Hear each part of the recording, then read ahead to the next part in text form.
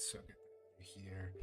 I'm in a terrific mood today. I'm really excited to be back streaming with you all. We stream Sundays and Tuesdays, and it feels like a long time between a Tuesday and the next Sunday. I miss streaming with you all. I miss hanging out in here with you all, and I think today's going to be an absolutely epic stream. I think it's going to be our best one yet. I do think most of the time it's our best one yet. Because we only get better over here on the iWarner YouTube channel and the Make Myth series. Today we're going to be picking up where we left off last time, but I'm going to be giving a terrific recap. I worked on I prepared a little bit of a recap to ensure that everybody can kind of follow along no matter where you've been. And without further ado, we're going to get into it. So we have some objectives that we're going to accomplish today, but we can get into those once we get into the actual writing. I want to give a recap about what we did, what we have been working on, and then again, what we are going to be working on today. So before we talk about there are 7 myths in this cosmology. These are original cosmogonic myths, which just means about starting with the creation of the universe, from before beginning. And the myth we're on the 5th one, we're working on the 5th, and the one right before it is called war, right? And I'm just going to explain a little bit of the context so that for people who join a little bit later in the stream, I can tell them to go rewind a bit, and it gives them all the context that they need to be able to follow along today as we kick absolute ass and write really deeply today. So in war, what happens is essentially we have these 2 brothers from prior myths, and one brother is the good brother, and he's called the Ember Heir, and he's the molten core at the center of Earth. And then his evil brother is the Frozen Heart, and that's the moon up in the top. And they each have competing prophecies, right?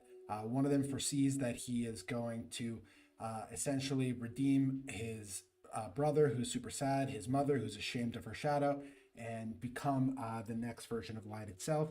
Whereas the Frozen Heart has experienced a lot of hardship and envies his brother and has only experienced agony. And he foretells that he is going to actually do the exact opposite of that, the inverse of that. So what is he going to do? He's going to swallow his brother, swallow his mother, swallow the sun, and return the universe back to only darkness. And so they are competing, but they're both stuck in their original forms, right? So one of them is stuck in the center of the earth, and one of them is stuck in the moon up top. And so what they do is they actually form avatars to go ahead and fight each other, right? And so you can imagine when you're at the beginning of life, there's kind of a stirring of whatever your resources that you have. And so the brother, he creates an avatar called Lone Fang, and the good brother creates 2 avatars, 8-Paw and 6-Wing in sequence. So first 8-Paw, then 6-Wing. And 8-Paw and 6-Wing, they go and they're trying to hunt Lone Fang, right? Because he's the bad guy. And what happens is ultimately they get to the top of a spire. They get to exactly where they're about to fight. They get to the absolute pinnacle, the peak, and they're wrapped by sun splendor. They're overcome by the glory of it. And in that moment of rapture, in that moment of glory, they are vulnerable, and that's when they are destroyed, right? What happens after that is that we're learning, right? This is evolution. And when I talk about war, I'm talking about the war of forms. I'm talking about natural selection, right? And with that, we're talking about, so after one form fails, like the next to live and survive and thrive, the next form actually comes and is created. And the next form that is created is actually 2 forms, and it's twin 2-hands. So they're partners, they're a pair. And sorry, let me just shift over my chat. I want to make sure if anybody comes in, I'm able to see them a little bit more clearly. There we go. So they create 2 forms, and these guys are called One and Other, and these are capital One and capital Other. That's their names essentially, and they are reaching and grasping, and they go and they end up fighting the bad guy up at the top of the spire. And what happens is that the first guy experiences the exact same thing that happened with the other forms, 8-Wing and 6-Paw. He's wrapped by sun splendor, and in that moment of vulnerability, he's destroyed by Lone Fang. However, until he has a homie. That's the big difference, is that although he's dead, his homie is still looking for him, is still reaching and grasping for him, and so he's able to take Lone Fang and split him in half and half, staff and staff. So two forms there, and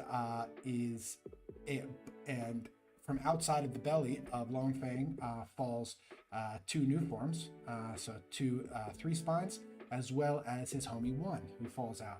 But the issue is One reaches and grasps for his buddy, but the issue is that his hands are full of the two staves, and so he's unable to catch his homie the way he wishes.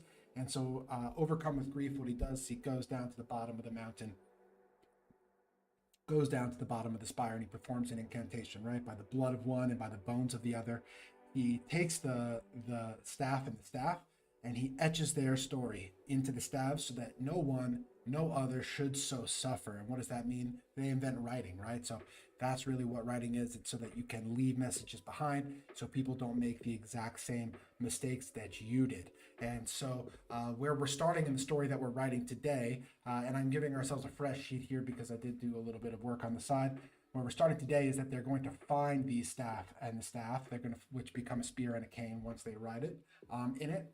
And that is the story that we're going to be writing today, which is Gate, which is the 5th of 7 myths. So without further ado, we are going to dive into it. Feel free to ask any questions in the chat.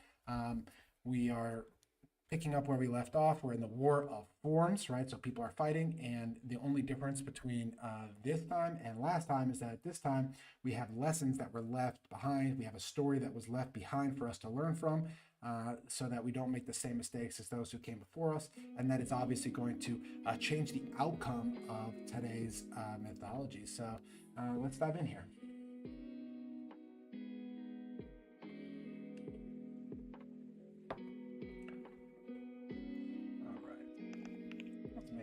Prettier, we could say myth 5 of Evan, Alex. Let's go one more down and start here. So the first thing that happens is that we're going to form a new form, right? We're going to form new twin two hands, and these twin two hands, keep in mind, they're going to be identical to one another from the past myth, and but they're going to be only a little bit different because they are able to find the things that are left behind. So from Ember Air, right? So that's the fiery molten core, the good brother. From Ember Air,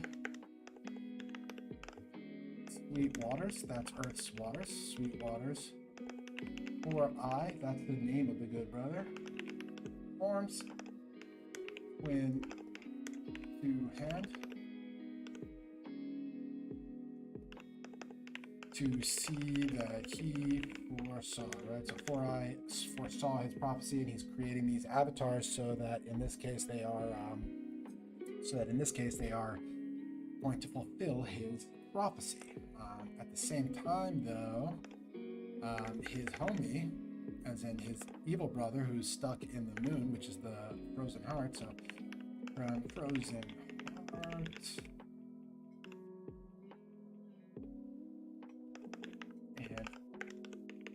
Seething tides, right? So that's going to be the opposite of sweet waters. Is going to be seething tides, which indicates salt water. It also indicates like it's tumultuous.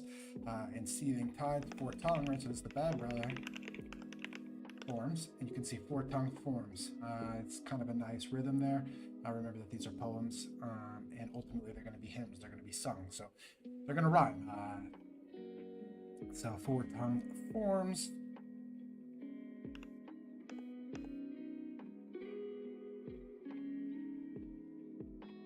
Although actually, now that I think about it, in this myth, the bad guy already exists because he fell out of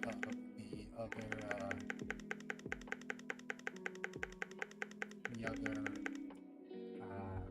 from Longfang. So from Longfang, you spill out, we get to three spine, and so three spine is what they're hunting. So they're going to be hunting three spine. So we have to let's explain who these people actually are. So we have twin two hands. Another one, and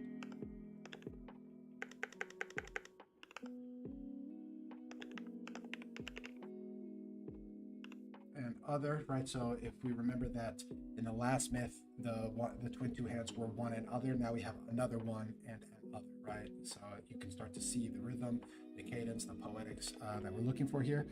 Um, and so now we're going to explain what they are, right? So they have two hands each.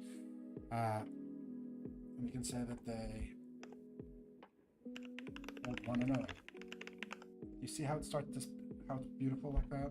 Another one and another hold one another. It's kind of lovely, right? Okay, so they hold one another. What do? Hold one another. They're going to go ahead and they're going to hunt the existing bad guy. So who's the bad guy right now? The bad guy right now is 3 scales. Hold one another.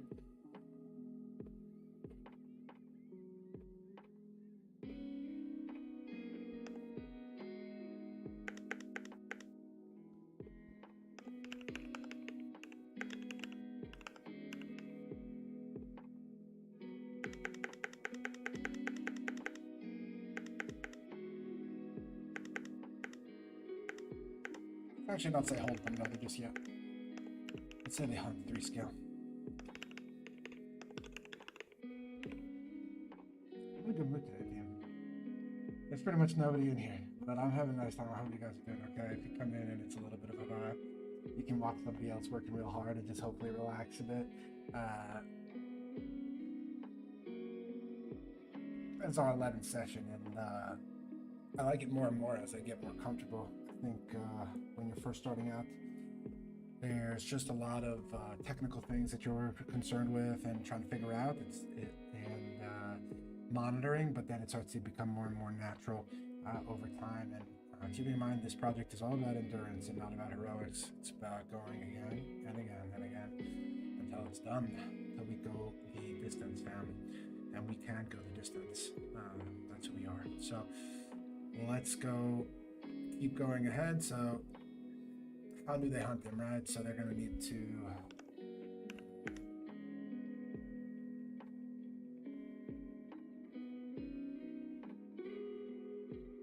they reach and grasp, right? So that's how they like cover distance, but I'm not sure the order here. Swim to a hand, another one, and other hunt, reach, hunt 3 scale.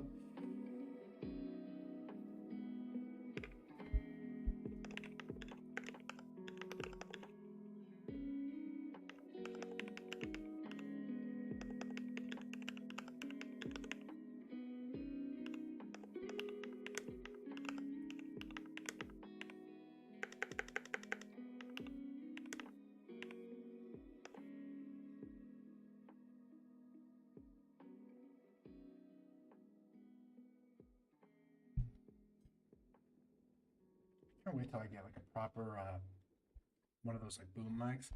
Now I got a pile of books. That's why my I got a pile of books as my mic stand. It makes me kind of like hunched in together like this when I'm trying to type because I got to keep it close to my mouth. Otherwise, I sound like dog shit when I watch it back. And I want to make sure the audio is good for y'all because it's supposed to be a cozy experience. While I'm going to be working really hard, it should be cozy for you all, and that's the vibe that we're trying to create.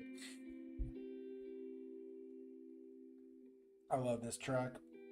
These are all proprietary custom music created by Carson Thatcher, an absolute brilliant composer that I collaborate with, both on the background music that you're listening to as well as turning these poems into hymns. We've had some experience with that. This is a big project I've been working on actually from before I even started this series.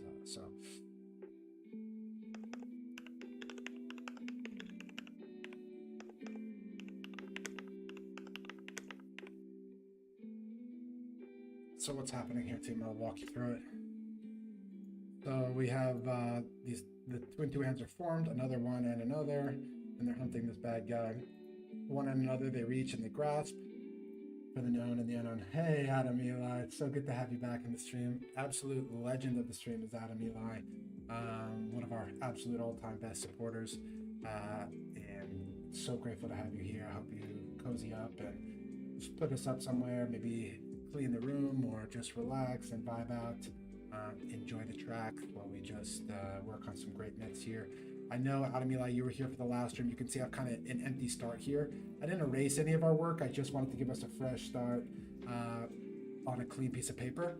And also, one other thing, Adam Eli, I know you're a genius of social media. You and I have spoken about that. I'm going to try to, like, for my vertical stream content, do a time lapse of writing these myths, and see how that works for potential vertical content. And love you, so happy to be here. Thank you so much, Adam Eli. You're the absolute best. And let's continue on with the writing. Cozy up. We're going to be here for a while today. I've got a lot of writing to do, and I'm actually in a terrific mood and feel caffeinated and ready to rock. I love that idea. Yeah, thanks, Adam Eli. I've been really, everything has felt so natural and authentic and clean with as far as developing the stream, except for making vertical content. It's not something that I don't watch a lot of it. It's not something I'm very comfortable with, and it hasn't felt quite right yet. Every time I'm trying to clip things, I wouldn't really want to watch them without the context. So I haven't quite figured that out.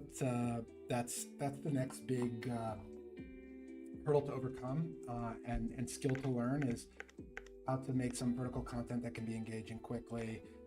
There aren't these like highlight moments where I'm making a huge mistake or cursing or something like that. These are cozy, vibier streams that demand a little bit more focus and attention than the short form video can usually offer. But we're going to figure it out. We're clever and we're creative here on the EI Word YouTube channel. Our community of insiders is great. So let me catch everybody up where we are. So we've got these twin two hands. These are two homies, and they're hunting this bad guy called 3 Scale. And the way that they do it is, imagine, right, they have two hands. So one reaches and one grasps, right? Imagine those little monkey toys you used to have in a barrel, right? And I really believe that you should always be reaching, you should always be grasping the known and reaching into the unknown. All human beings should almost always be doing that. That's how you're going to find God. That's how you're going to find flow state, whatever you want to call it. And so they go reach and grasp into the known and the unknown. They grasp and reach into the unknown and known, right? So they're hunting this guy, and this is how they're hunting him. If you see me leaning a little bit this way, guys, I'm trying to get to my mic. I want to keep the audio solid. I'm currently in Athens, Greece, on been here 6 weeks now. I've been studying mythology here, and there is, I just have been really enjoying it, but we're on a little bit of a budget, travel setup. I'm really excited to move back to New York in a month or so and get a proper mic set up and everything. But there's no excuses. Obviously, I'm having a great time, but just keep in mind that this is only going to get better here, team. We only get better here. All right, so they're hunting this guy. So what happened? They're hunting him, and they ultimately get tell before Aspire. And Aspire, we need to talk about Aspire, guys. This is an extremely important theme. It's an extremely important location that has occurred in the last 2 myths. And what Aspire is in this place is, imagine Aspire and Aspire, right? Like the word aspire, like to seek something, to desire something, to pursue it. And what Aspire represents is whenever there's 2 people who want one thing, there's Aspire where only one person can ascend, right? And so this is like the invention of competition. And if everything is just equal, if there's nothing that anybody wants, then there's no conflict. But in this world, there is Aspire where they're hunting this person, and it's Aspire where only one person can go up. And that's why aspire, right? And we're always looking for those poetic ways of saying that. But so when you hear Aspire, remember, it's really it's a thematic location wherein there are 2 people who want one thing, and only one person can get it, right? 2 people where 2 aspire, right? Okay, so until before Aspire, they reach. Let's actually give ourselves a new paragraph here. So they get to right before the Aspire, right? So they don't actually climb it just yet. And what happens is they reach, grasp, spear, and K. Actually, let's try before Aspire.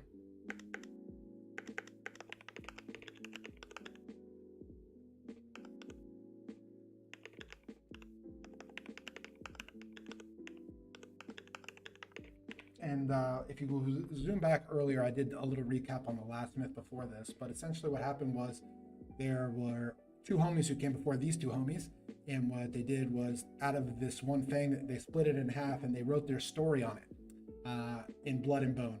and one became a spear and one became a cane. And these contain the stories of one another on them.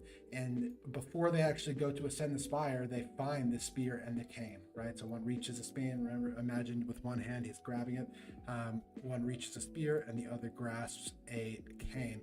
And so this is the only time that this would have been identical to the story of one and other versus one and other, except that instead of going right up to the top of the spire, before they get there, right before they actually find these materials, and that is going to give them the story of one another, which is going to help them navigate these upcoming issues that they are going to be encountering.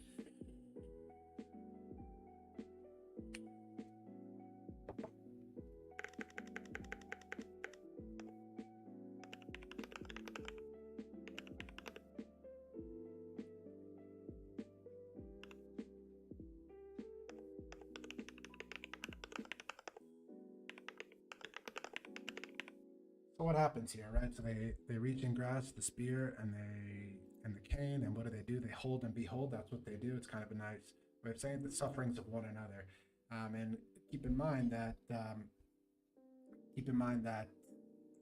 the reason why the people before them actually left these stories was that so no other should so suffer, so that no people don't make the same mistakes that they make, and so.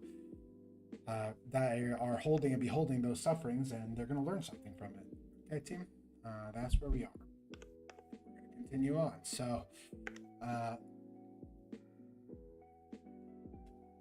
me think about what's next. So, they find the spear and the cane, and they read the story, right? They hold and behold the sufferings of those who came before them, and now they are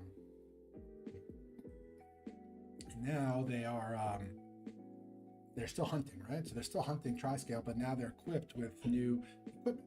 Now they have new tools in order to beat their battle, right?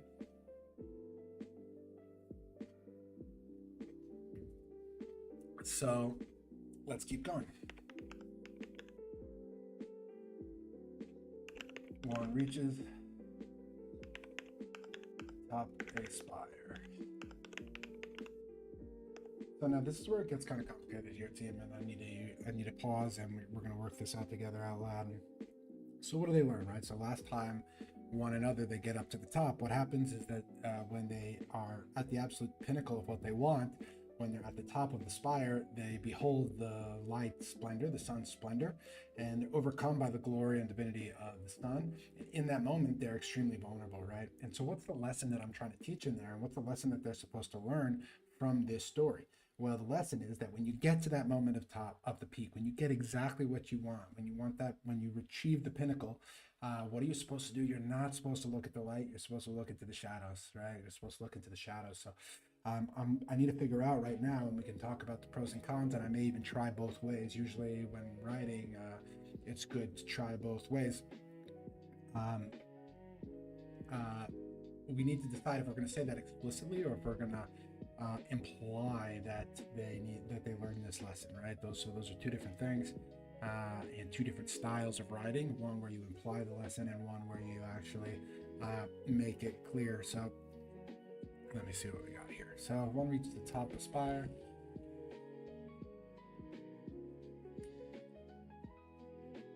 I think we should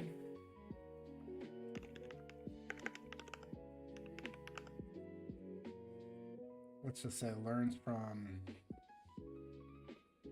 past sufferings, right? So that's shitty, but we'll keep learns from it.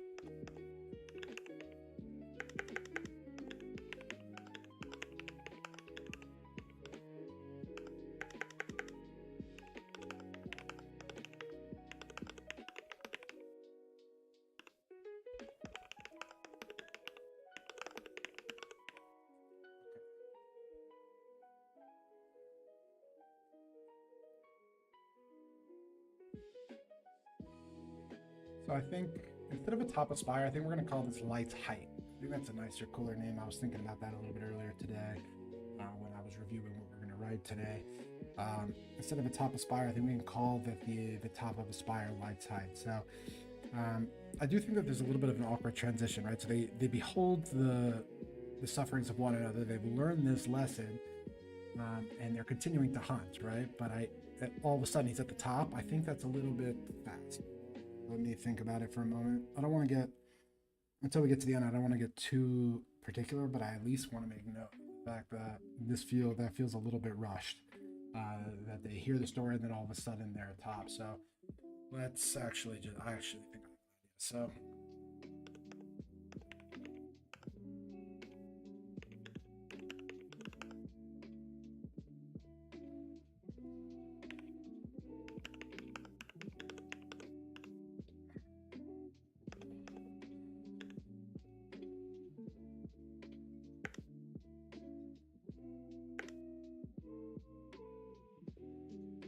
Love the word spire. So unused. Yeah, I think it's cool. And I think we look back at the last myth, it's like to top. I have this in the poetic verse is like to top aspire to aspire, only one ascends, right? And so it says like to try to get to the top, two people are trying to get there, but only one can get there. And I think to top aspire to aspire, it's pretty rad actually. I think it's a nice way to say that. To top aspire to aspire, right? You can sense that has some nice. It has like a tender heart tends to start to bleed vibe out of Eli. Makes me think of Beauty and the Beast when Gaston and the Beast are arguing on top of the castle and he breaks off a part of the building. I don't remember that specific part. I will go back and watch it. Adam Eli as one of our best viewers and supporters, one of our best insiders. I really trust your opinion here. So we'll go ahead and check out Beauty and the Beast. I think I'm due for a rewatch anyhow. But I think you will appreciate that, how we have to top aspire to aspire. It's kind of tender heart tends to start to bleed. I do remember the first time I saw Wicked, hearing that, I always kind of wanted to be a writer since I was 14, 15. I had that in my mind, and that was right when I saw Wicked. And that was when I realized like how goated you can be at writing. I was like, tender heart tends to start to bleed. I was like, wow, that's good. That's clean right there. Okay, so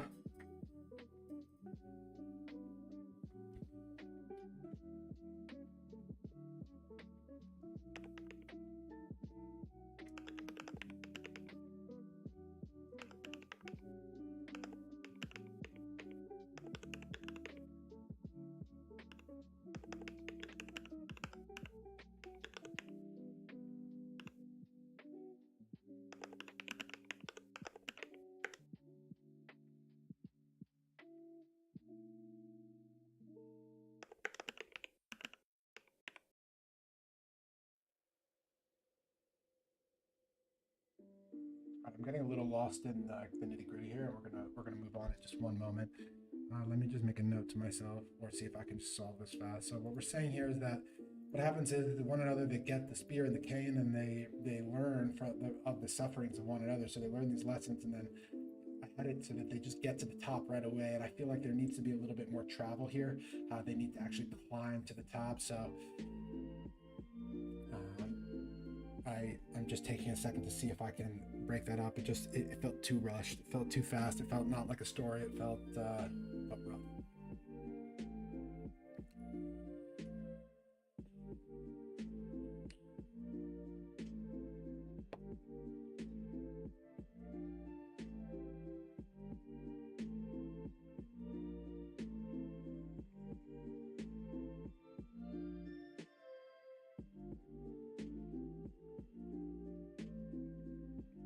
Let's try it like this.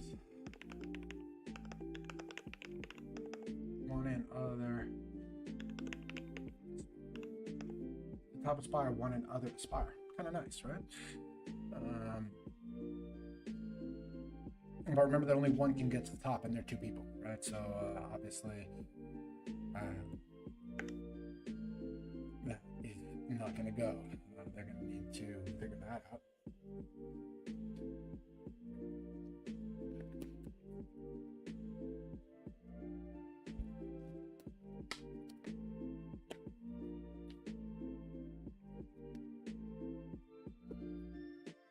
Top aspire, one and other aspire. One reaches light's height. Keep in mind that at light's height, this is where all the other people have died, right? Because they look at the God, they look at the sun, they look at light, God, right? And if you look, I've really studied mythology across all different religions and philosophies, and you'll find that light and the divine are almost always aligned, right? They're almost always twins. They're almost always together. But in addition, there is this concept of shame before the divine, right? That once you behold God, you behold Jesus. People fall at the feet of Jesus when they behold his true splendor. Moses feels unworthy, and there are lots of examples of this. And so there's this moment of absolute rapture. There's this moment of humility when you behold the divinity of God, when you behold light in its truest form. It's almost blinding, right? And so, but in this case, what I'm trying to say, and what we're working on right now together, sorry, let me delete this, it's shitty,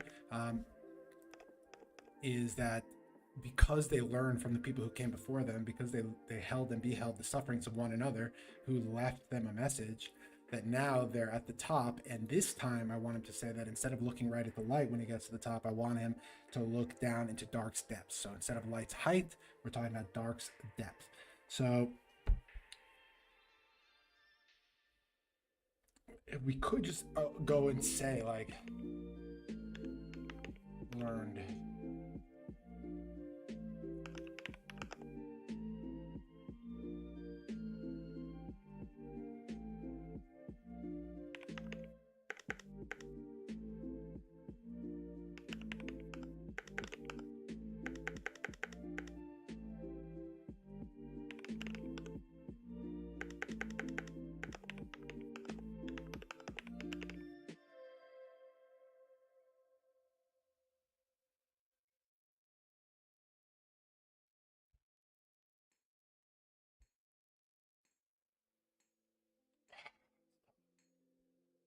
we're trying to accomplish a lot in this little paragraph, right? So we're saying that two of them want to get to the top, and they get to the top. And I'm trying to say that he learned from the mistakes of the past, not to look at the sun, but to look into the shadows.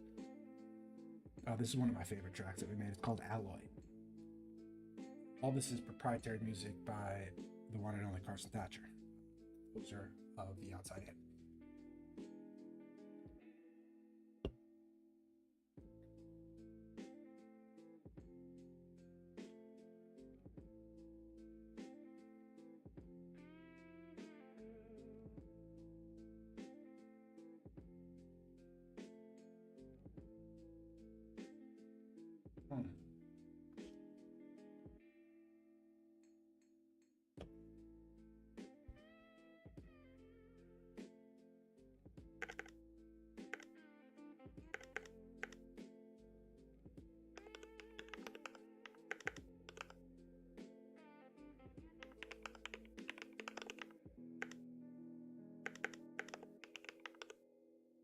Like this, it could be turns away from sun splendor.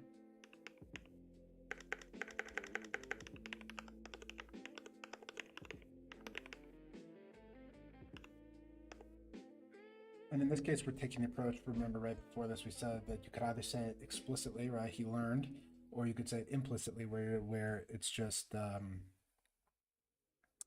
where he just takes a different action now, right?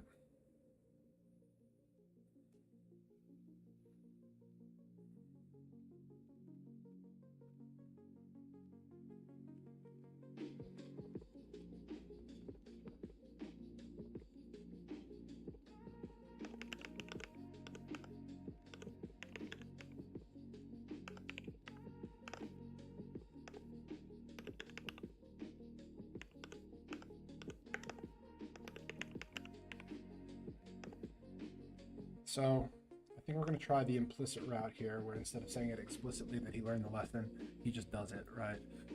So I'll walk you through what we just wrote. So here we are.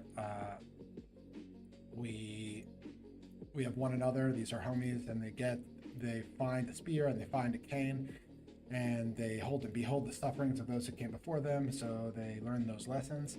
Now they're continuing on their mission. They are aspiring to top the spire, but when they actually get to light's height this time, one turns from Sun Splendor and thrust spear.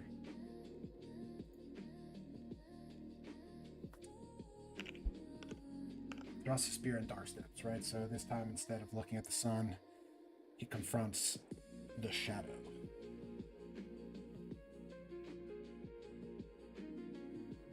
I like that for now. Continue.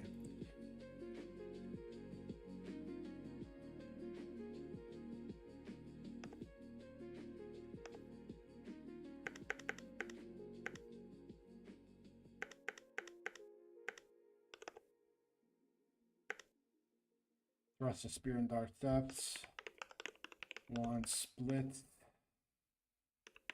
Ooh.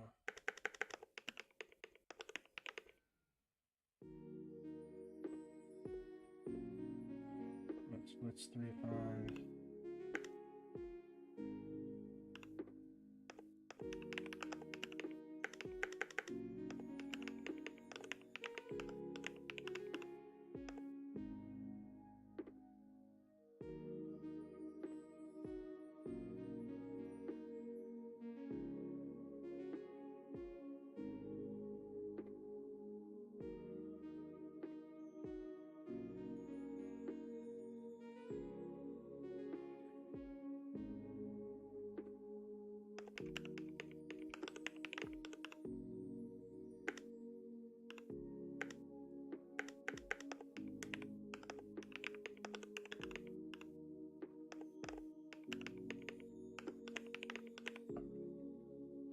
So one is at the top, he's at light height, right? And instead of facing Sun Splendor and relishing in that moment of reaching the top, he thrusts his spear into dark steps. And in this way, he's able to actually split 3 spine. But we learn that the paradox of violence, which is the actual name of the namesake for this actual stream, is that when you split one thing, when you kill one thing, when you kill one serpent, 2 spill out, right? So from 3 spines spilt, we learned that already. And so what happens is, so we say from 3 spines spilt, 2 5 scale. So now we're splitting into 2 additional serpents. But in addition to that, what you also get is 3 spines, right? So his name is 3 spine. That's his form. And so although he did, break out into 2 completely different serpents, at this point now, we also have materials here, right? We have these 3 spines that are kind of just left over, okay? And we're going to continue on. We're making good progress today, too. Okay. So, what do they got to do now? They got to hunt the 5 scale.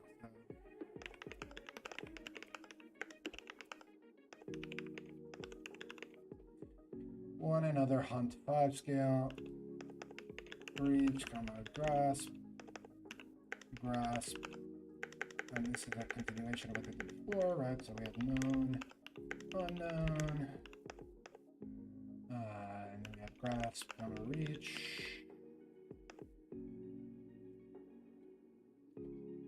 Unknown.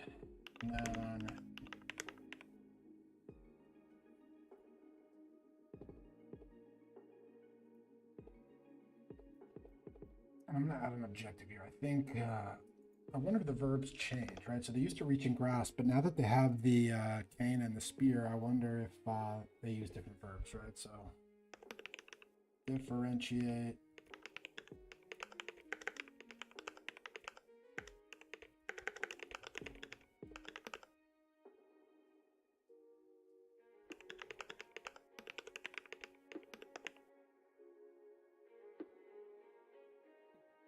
For 45 minutes already. It's honestly blown by. Writing time, it's not easy. Like, it's not like you're just sitting there, but there are a lot of moments of flow state where like time just melts away. There are other moments when you're just wrestling to sit yourself in the chair. Fortunately, after I've been writing for 18 years, I'm a pretty strong wrestler. And I'm pretty good at sitting down in the fucking chair. I don't get too much in my own way, and I'm very blessed for that. I think that there are very few people who hate themselves more or than writers who aren't writing, who can't write. They can't get themselves to do it. Okay.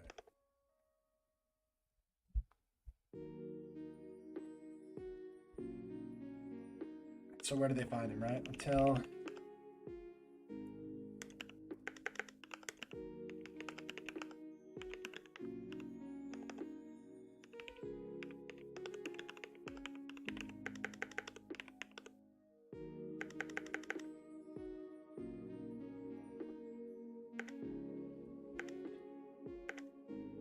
we're saying they're reaching and grasping, they're continuing to hunt, right?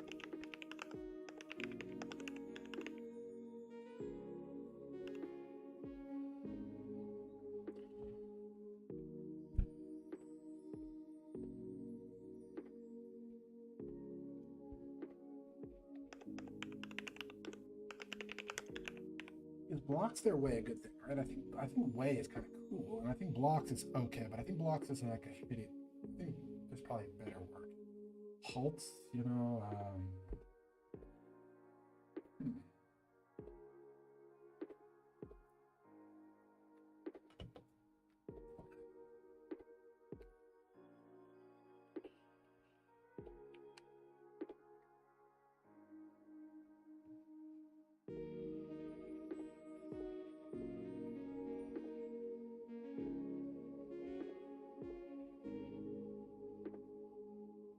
We can continue on.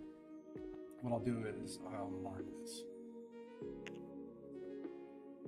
As I'm currently live.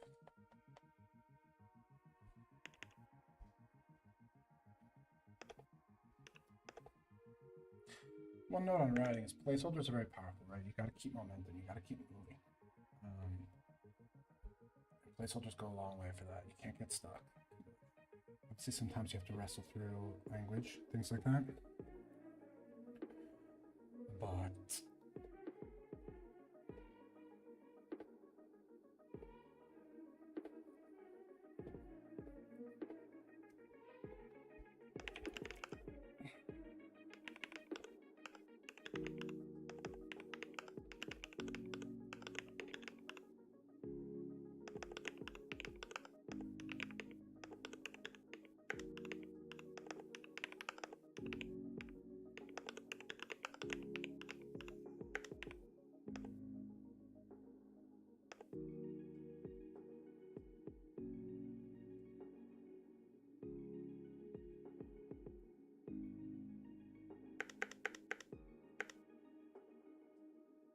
so they're continuing to go on, they're continuing to hunt in accordance with their nature, right? So 4i did form them to foresee what he foretold, which demands that they destroy as many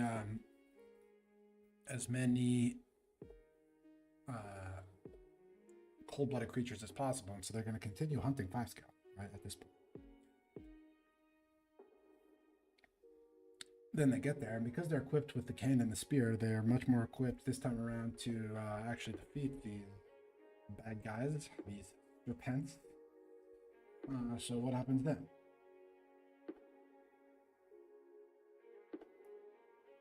I just realized I want to play WoW after this, but there's going to be a patch.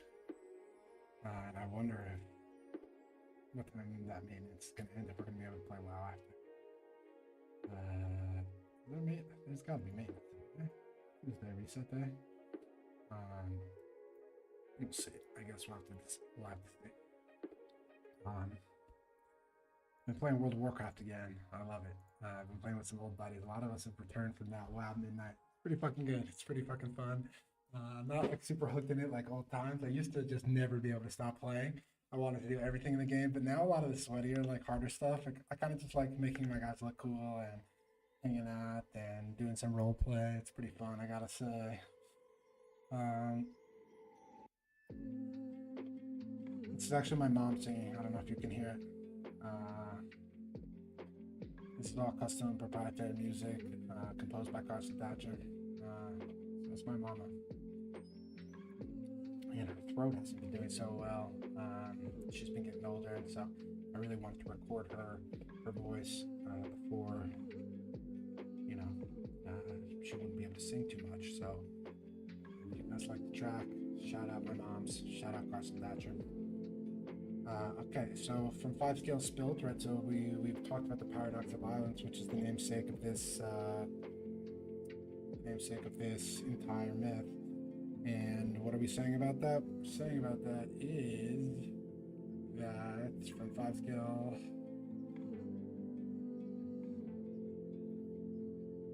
built, right? And so now we're going to name the things that spill out of him, right? So we're, as we know, due to the paradox of violence, we're going to get 2 more serpents. We're going to get 2 more serpents.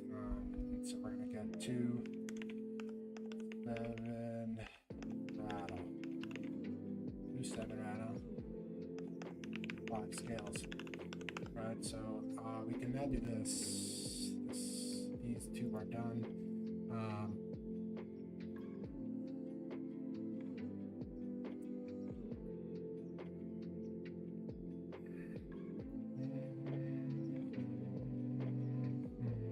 Nice to hear my mama come on while I'm ready. That's it. That was Carson flew out to New York. He came to my house to record my mom's singing and also hang out. But I asked for a favor. I called it a favor. I said, "Hey, my mom's throat's not doing too good. She's got a lovely voice. Let's get her recorded in one of these tracks before anything happens." So that was nice to hear her come live. So this is what just happened. We just killed another bad guy.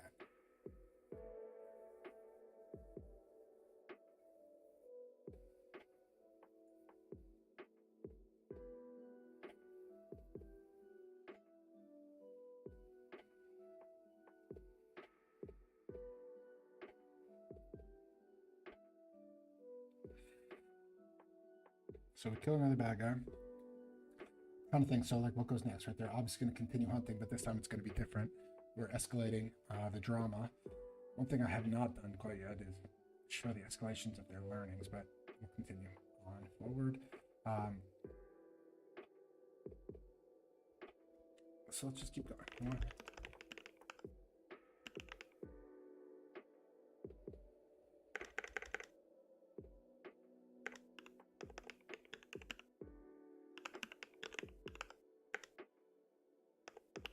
I think we're repeating this a little bit too much. I think people know that reach and grasp is unknown and known. I think on one hand, it's kind of nice in poems to have the rhythm of repetition. On the other hand,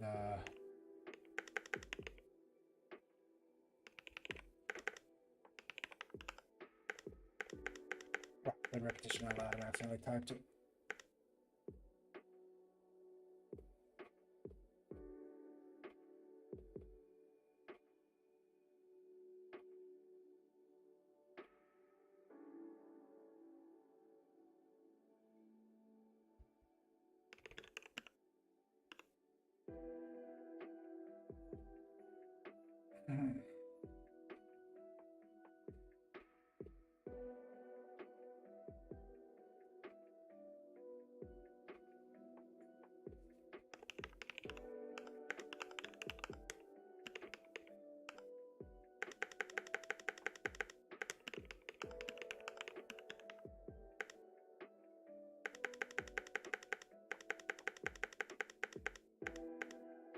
Okay.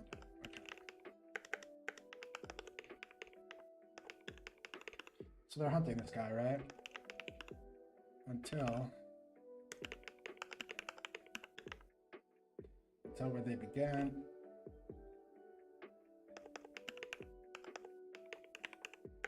They wreck it, right? So they get back where they started, and we use this a lot, right? So it's a year passes when it's oftentimes in orbit, right? So when Earth, and she's a woman in this series, she's personified.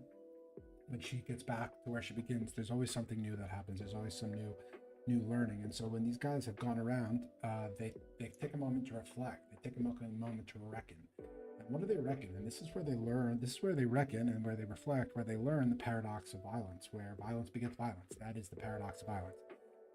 And so they reckon. And this, you're going to see it's kind of poetic here. So we're going to say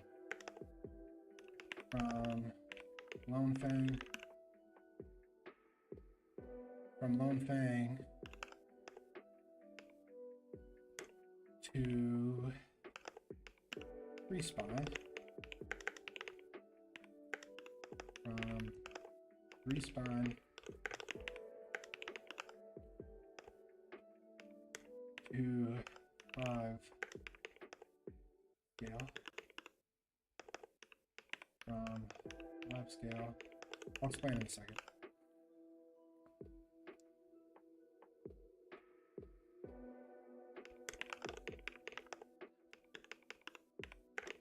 So they get back where they begin, and they reckon the paradox of balance, right?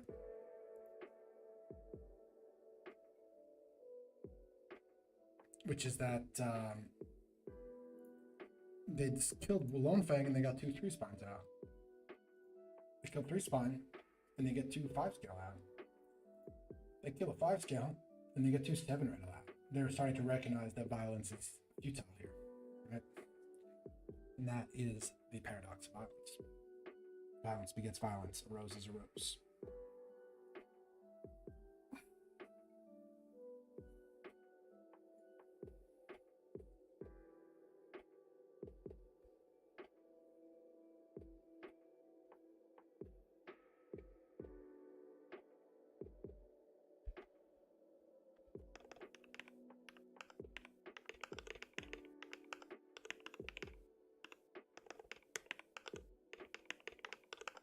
That's the best way to say it in a more poetic way, right?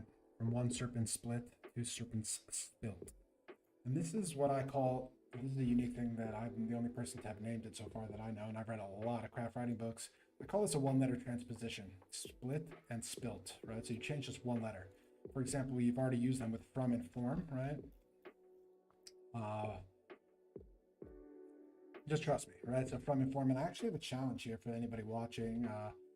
It's the type of 1-letter transposition that you can find, right? So split and split, spilt. If you guys can think of one in the chat, go ahead and throw it in there for the few of you watching.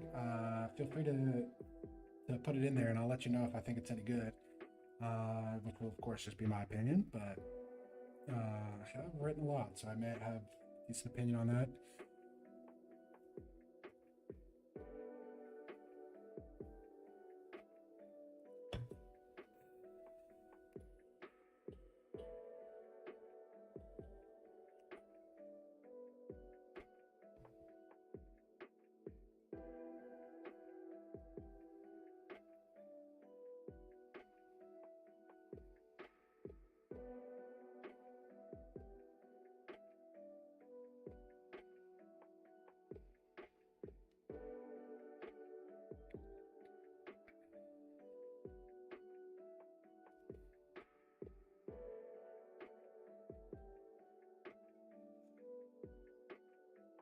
I wonder if this is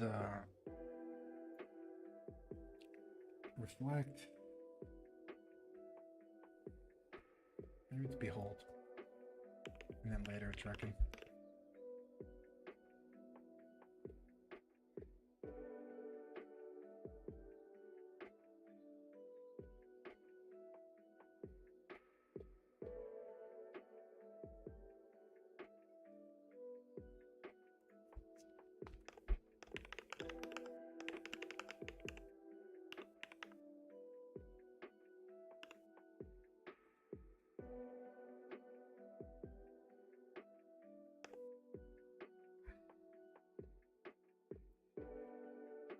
So they've learned that from 1 Fang to 3-spine, from 3-spine to 5-scale, etc., that whenever you, from one spurt, they reckon, right? And I think that's a cool word, reckoning, and it's about like thinking, right?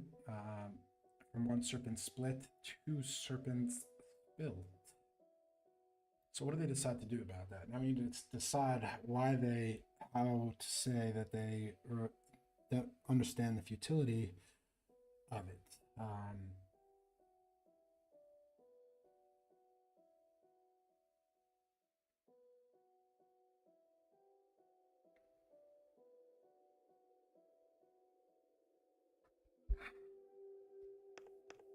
There is no betting, right? That's what we're trying to say.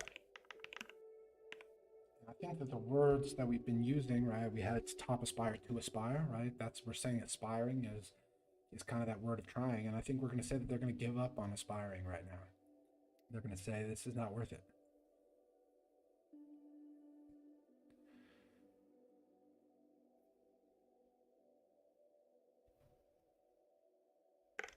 We can add this back.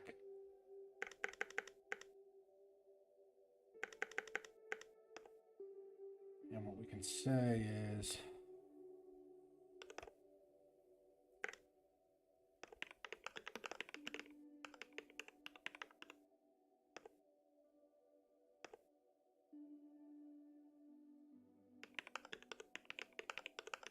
inspires futile. I'm not sure that's the right word, as I'm sure it's not the right word, but that's what they are reckoning. That's the reckoning that they have. Why keep going?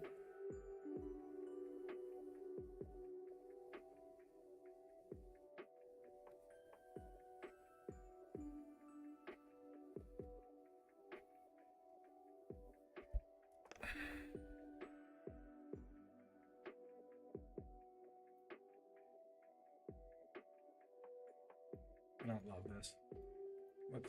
I don't want to get too caught up, so we can mark it, but we're going to have to come back. It's futile dog shit. Or for the sake of the internet, dog water. All right. One another reckon that the spire is futile. So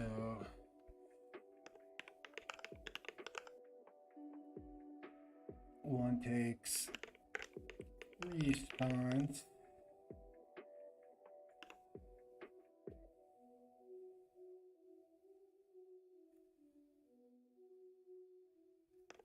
From 3 spawns, one forms 5 walls.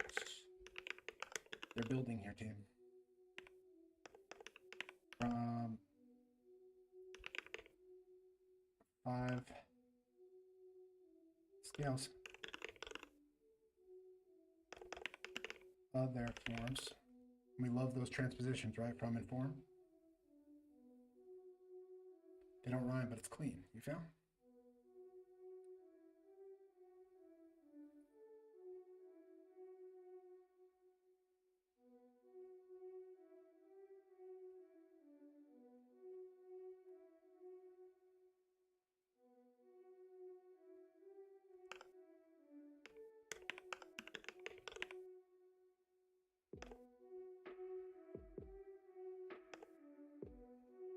So what do? Let's talk about it. So one another have just learned the paradox of violence. They're saying that from 1 serpent split, 2 serpents spilt, there is no wedding, right? So this is obviously not the right sentence. We can get rid of that.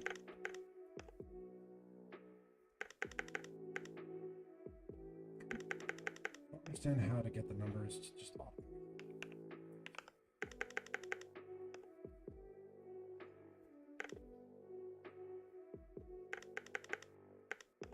There it is. So, I'll show you. Give me 1 second. Okay, so they realized the paradox of violence. From 1 serpent split, 2 serpents spilt, and they reckon that to aspire is futile. So what they decided to do is they had to take the 3 spines from 3 spine, and they decided to take the 5 scales from 5 scale, and they form. So from the 3 spines they form 5 walls, and from the 5 scales they form 2 gates. So now we have a 7-sided little community, little garden of Eden or something like that. You know, paradise, a paradiso. From 2 gates.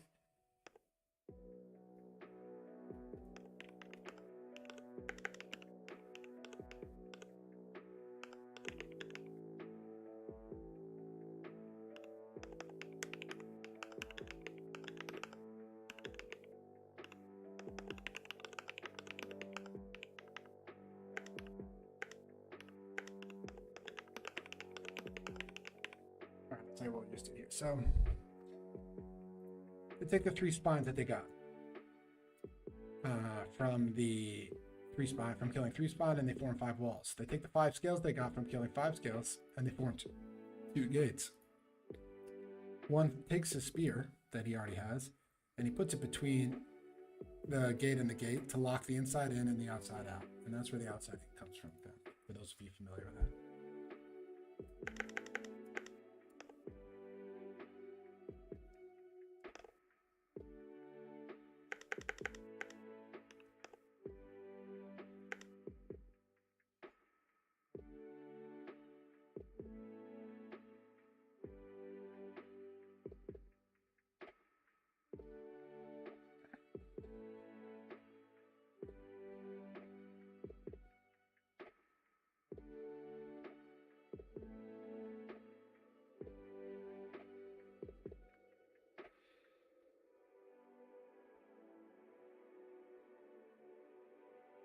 Let's take a quick break, team. I'll be back in just a few minutes. We'll wrap up the story.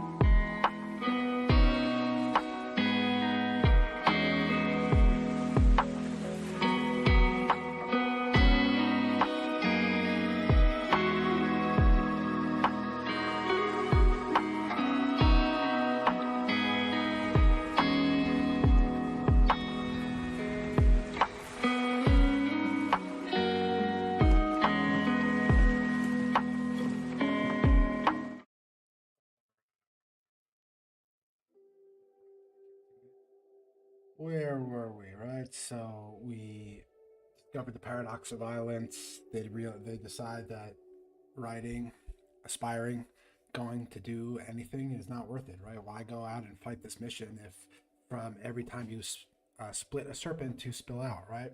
And so they take the different. Welcome back, Adam Eli. Thanks so much for coming back. It's so good to have you. Hope you guys enjoyed a little tunes. Well, we were away. These are all custom proprietary tunes composed by Carson Thatcher on behalf of the Outside In and the EI Warner YouTube channel. So let's continue on. So here we are. We built this little thing, right? We've got 5 walls and we've got 2 gates and 7 sides. And keeping in mind that the number 7 is extremely important for our religion, for our mythology, right? There are 7 myths, there are 7 planets, and you're going to find that number coming up again and again. So what happens? What do they do now? So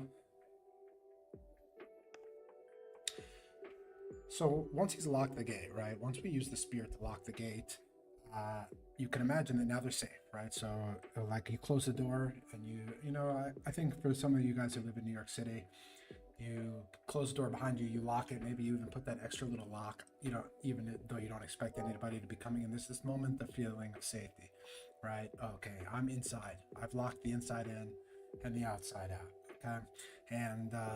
And so now these 2 homies, twin 2 hands, one another, they're safe for the first time since they've been born. It's the first time that they actually are inside. And so what do, right? So this is what we're talking about now. So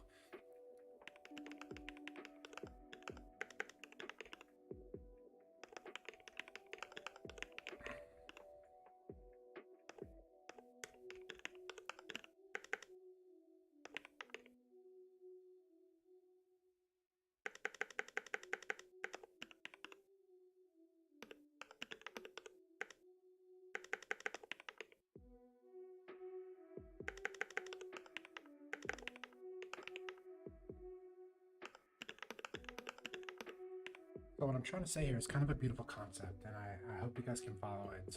So they're safe, so for the first time they're safe, and they have 2 hands. That's their nature. One another, they have 2 hands. That's their form. And so what happens is the person who's holding the cane puts it down. She roots it. She's like, okay, it's a he, but he roots it. And right before aspire, right? So this is where right before aspiration, she says, I'm done with this. I'm putting it down. And so she holds her homie. She holds one in hand. It's kind of a nice, imagine like a big hug, for the first time they're holding each other. And what I want to decide now is the word that we want to use, right? So hold is nice, but there's this idea of wrapped and wrapped that I like a lot, right? And wrapped has this, with a PT, has this indication of, your attention is wrapped, right? You can't focus on anything else. This is the only thing that you can see and focus on. But it also has this concept of euphoria and ecstasy beneath it, if you really look at the definition. And so I was wondering if one wraps the other in their hands, but the issue is that they're holding each other. They're not really wrapping, but they could wrap each other. I like that. And we just discovered it live together. So instead of holding each other hand in hand, we could say one and other wrapped one another. And you can start to hear the poetics here. Wrapped one another and we're wrapped, right? So obviously and we're wrapped is not clean, but what I'm trying to say is that now that they're safe and they have their hands empty for the first time, they're able to wrap one another in both their hands. And then I want them to be wrapped, right? I want them to be like fully like caught in their hug, right? So they've decided they've tapped out of existing. They've tapped out of living. They've tapped out of aspiring. And they're in like a sort of Eden where the inside is in and the outside is out. They're the only ones in there. The issue with this is that, right, obviously they're going to be really happy and their attention's going to be focused on that. But obviously it's not going to last. You don't get to stay in Eden. We don't get to live in paradise. But Let me tell you guys something actually. And I spent a lot of time in paradise. I spend every single winter in Costa Rica, and there's only one rule. You got one rule of paradise. You want to know what that is? You can't live there. It's the only rule to paradise. There's only one rule. There is only one rule to paradise. You cannot live there. Eden, where inside is in and outside is out. Exactly, Adam. Eli, you are following. You're really following. You're understanding it. And keep in mind that, like, if you look at pretty much any literature where you start to create a space that is distinct from the inside and out, I think a great example is Giovanni's room, where, you know, within those walls, there's a lot of like Eden sort of imagery, where it obviously gets corrupted from the inside out, but you can't live in paradise. And we're wrapped. Okay, so let's just keep going on here too. And we're wrapped, right? So they're holding each other, and they're kind of stuck in this hug. That's what I'm trying to make clear. Giovanni's room! Exclamation point! Yeah, it's one of the best books of all time. Truly one of the greatest novels of all time. And currently, so I run this. I don't run it. I host, and I was one of the founders of a book club called the Gentleman's Literary Forum with my friends from Vanderbilt, and we rate our books out of 10 at the end of every one of our sessions. And Giovanni's Room is currently the highest rated book at like a 9.3 or something average across a bunch of straight guys. There's a gay guy in there too. But we really loved it. And it was pretty astonishing to me how highly rated it was across the board, even not within its core audience here. So now what I'm trying to say is that time passes, right? So we can just use that as a placeholder for now, but time passes. And what I'm trying to say is that even though while they're in here, they're in Eden, right? Shit's still going on outside. And let's actually just say it, right? From ember, air, right? So this is how forms are made from ember, air, sweet waters. 4i forms wind, two hand,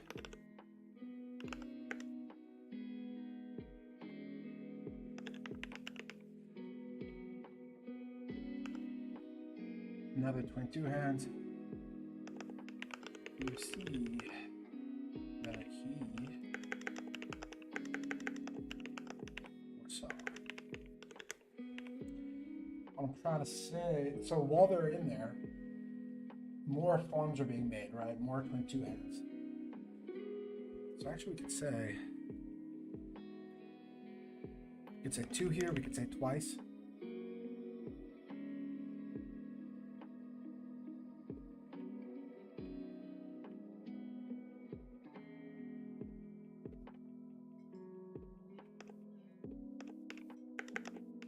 Let me say twice.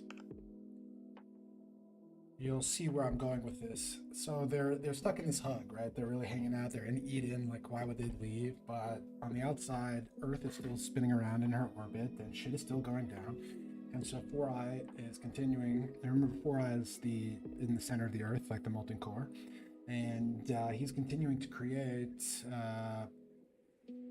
forms, right? And those forms are about to come and try to get into Eden. We'll talk about that in a moment once we get there, but let me just make sure that this is clean. So they're wrapped in this hug, right? They're just absolutely not going anywhere. Why would they?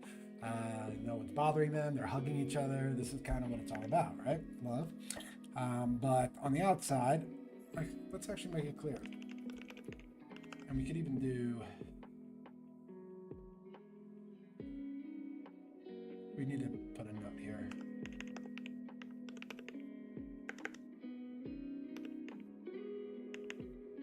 Right. So we're saying that outside, everything else is still going down, right? So two more forms are formed to see that the 4i first saw his prophecy.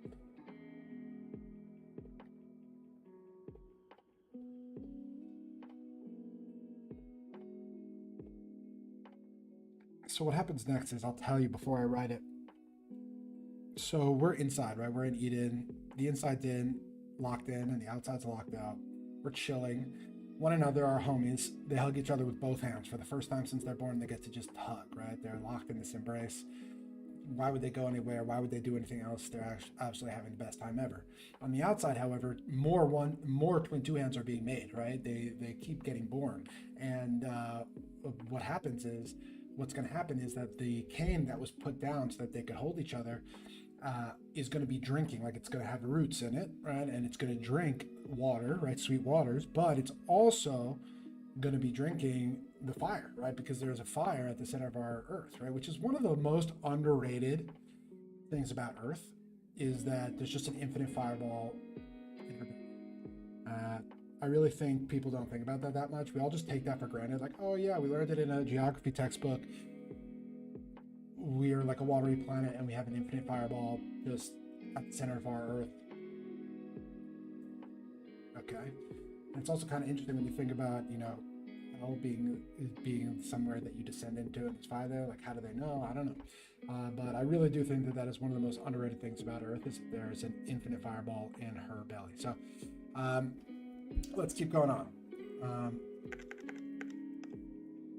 So they're going to be wrapped until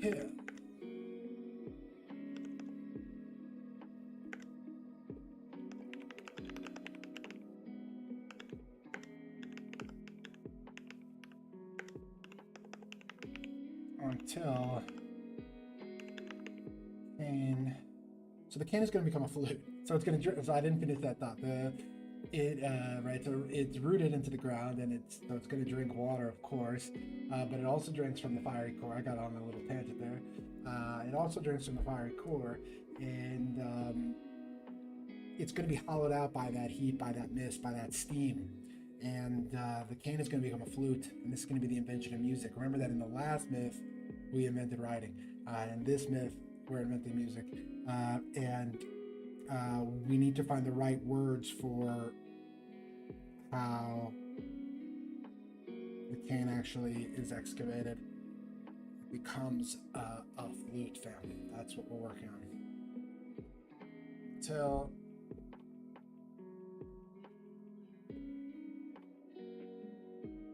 why don't we say this?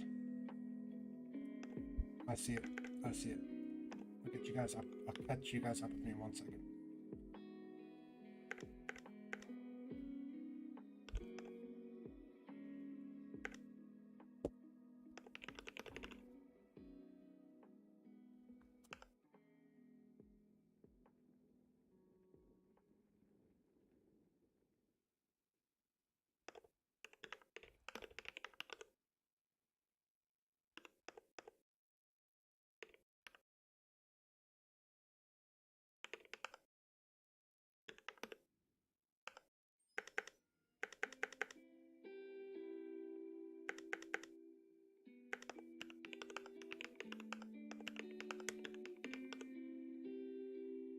His fires, her waters is kind of a potentially nice way to say that. Maybe his flames, we'll figure that out.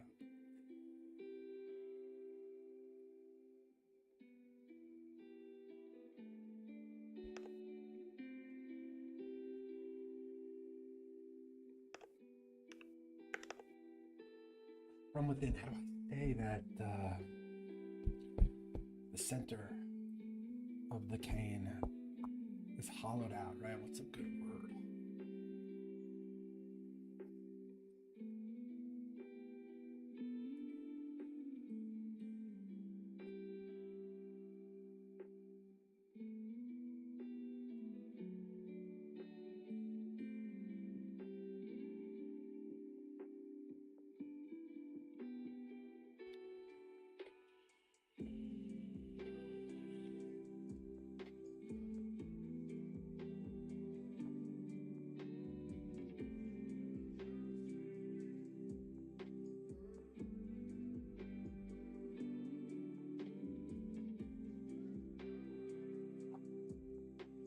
We can just say, for now.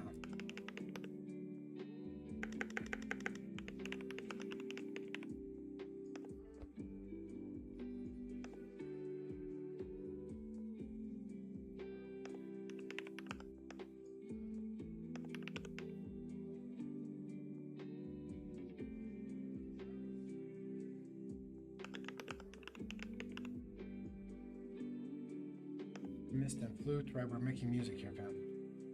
The cane's been hollowed out, mist is still coming up out of it, music is coming, and we're gonna get one song. I'll tell you what that song is in one moment.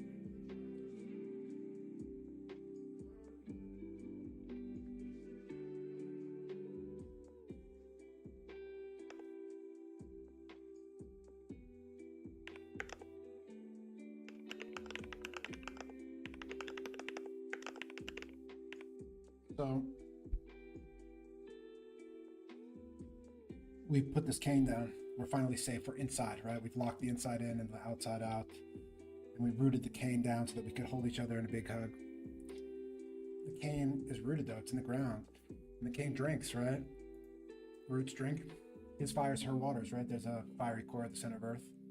And the cane becomes a flute. This is obviously shitty language, but stick with me here, team. Imagine this mist hollowing out the center of the can, okay? For mist and flute, also shitty language, but we're just getting to the end here. For mist and flute, let's just say we keep just say music, period. Fuck. Music is one of the most inexplicable things, you know. I'm looking for timeless truths. That's the whole pursuit of this exercise. I'm really looking to understand the universe and my place in it. Who am I? Why am I here? Where am I going? And by I mean all of us. And when you study this, music is just such a crucial part of every single religion, every single philosophy, and it's also inexplicable. Why does it matter? You know, no one can answer that. The best musician, you can talk to Rick Rubin. You know, why does it matter? Music.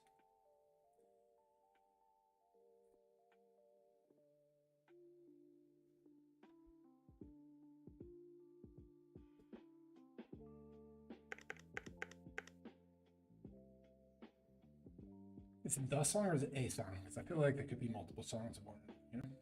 But the gives it a sort of uniqueness, you know, sort of power, like I'm the only one. But, and why is it a song of one another?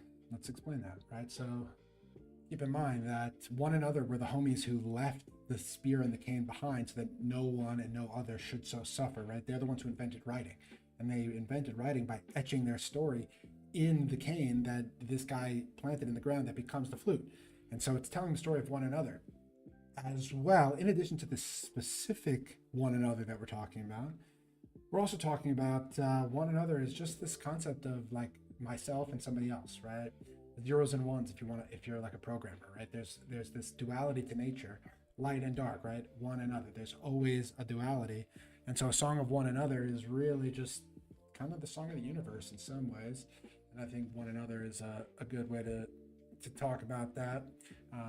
So we have it harkens with, it's both universal and personal. And I think a lot of the best writing is both universal and personal. And I think if you can think about that while you're reading and you can find lines that you really like, I think oftentimes you'll find that they're very specifically personal to you that you can really relate to, but they also have a sort of universality that anybody can relate to them. And that's the best of the best writing, right? Okay. I'm not saying mine is, I'm saying that is when you accomplish that, that's the best writing that you could possibly get. All right, so a song of one another happens. I'm going to tell you what happens, and then we're going to write it together. So the song plays, right? So they're in Eden. They've locked the inside in, and they've locked the outside out. They're chilling. Meanwhile, two things were happening, right? On one hand, we had the cane becoming a flute, right? The mist came up. We have fiery core in the center, right? So it was rooted into the ground, and the roots are drinking fire, his fire, her waters, and it becomes a flute. Mist comes out of the flute. We get a song. We get the song of one another. That song plays, right? But meanwhile, on the outside, other forms were continuing to go on. The earth is still spinning. The tides are still seething. The fires are still burning, and so new forms are being created. And what happens? They hear the song. They hear the song. What are you going to do? You want to get closer to the music, right? I'm still learning broadcasting, I see some of my favorite podcasts I started watching. They would pause it. They'd be like, so what do I do? They get closer to the music, right? You give it a little, I got to learn how to do that type of shit. The first lesson I had to learn when broadcasting was to not breathe into the microphone. Sorry to anyone watching that had to see that, but this is our 11th stream. We're getting better and better. I'm getting more and more comfortable. we're crushing our riding goals. We're like a full 2 or 3 riding days ahead of the goals that we set in our first session. So we're gonna have okay, I can actually learn from what I just said. So plant a little mystery here for you, fam. Every one another, they're gonna come outside the gate, right? They're gonna come chill. Are they gonna be let in? What do you think? So let's say this. So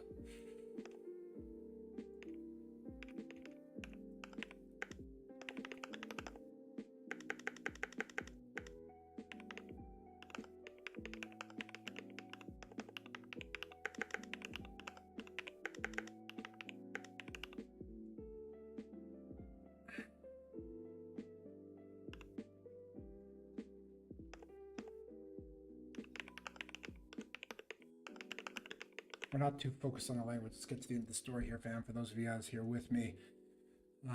So everyone and other, they're knocking on the outside of the gate. They want to get close to the music. Knock, knock. Let's just say they seek the music.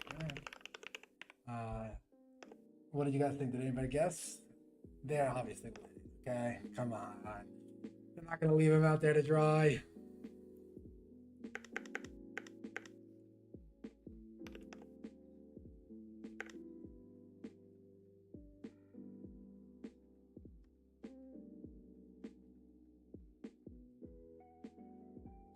So whatever.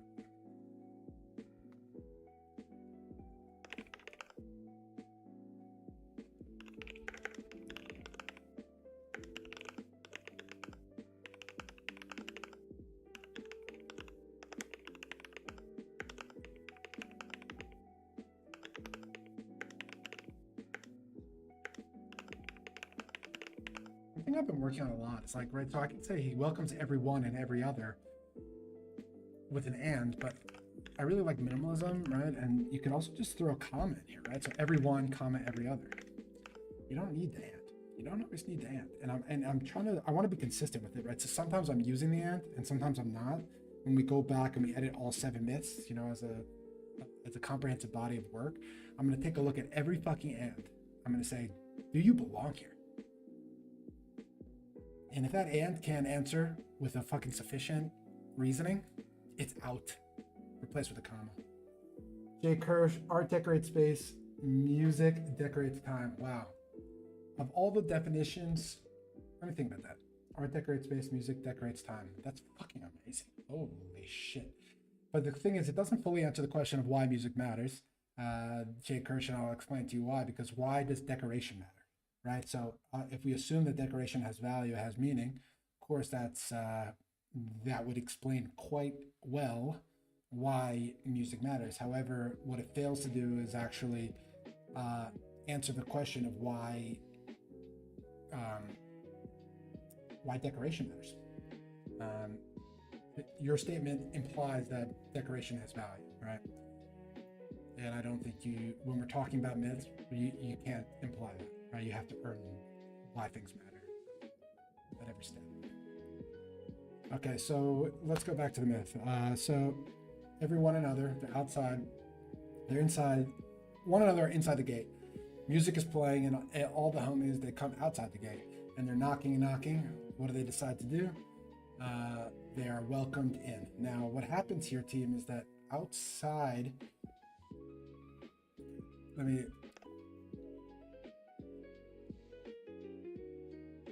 I want to say now is, now that everybody's in here and they're all 2 hands, right? That's their form. That's what we're saying here. Every single one of them has 2 hands. They're all going to hold each other, right? They're all going to hug.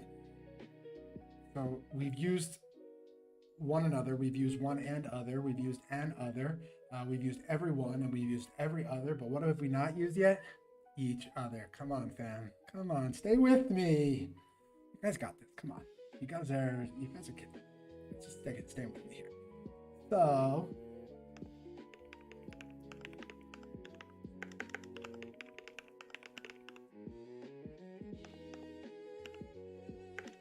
what did I say before? Wraps, right?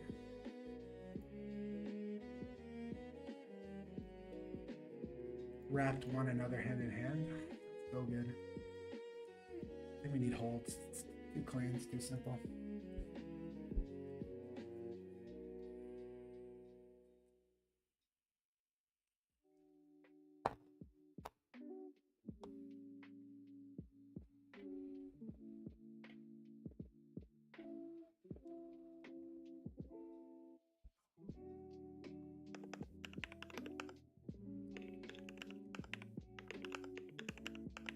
right, so you come inside every one, every other, hold each one, each other. Now they're all in one big hug. Nice and cute.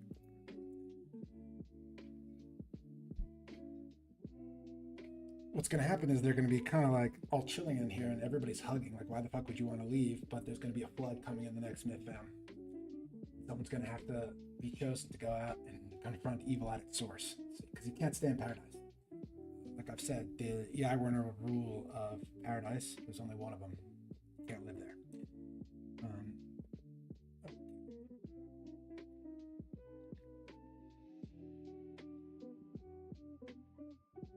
I'm deciding if I want to imply or hint at the fact that there's a storm brewing outside, or if I want to end on like a paradise note, right? So this could be the ending, right? We could say they're welcomed in, right? It's not clean yet, but we're working on this together in real time, right? So everybody's welcomed in, which is a nice, generous gesture. It's a nice way. And then everyone, every other, hold each one each other. We could just say, hold each other. Kind of a nice, you could end there and then you're ending on a happy note, but you also know that this is only the 5th of 7 myths, and so you know that there's going to be some shit going down in the next myth. But also, like, ending with a bit of foreboding is like considered obviously best practice for cliffhangers, shit like that.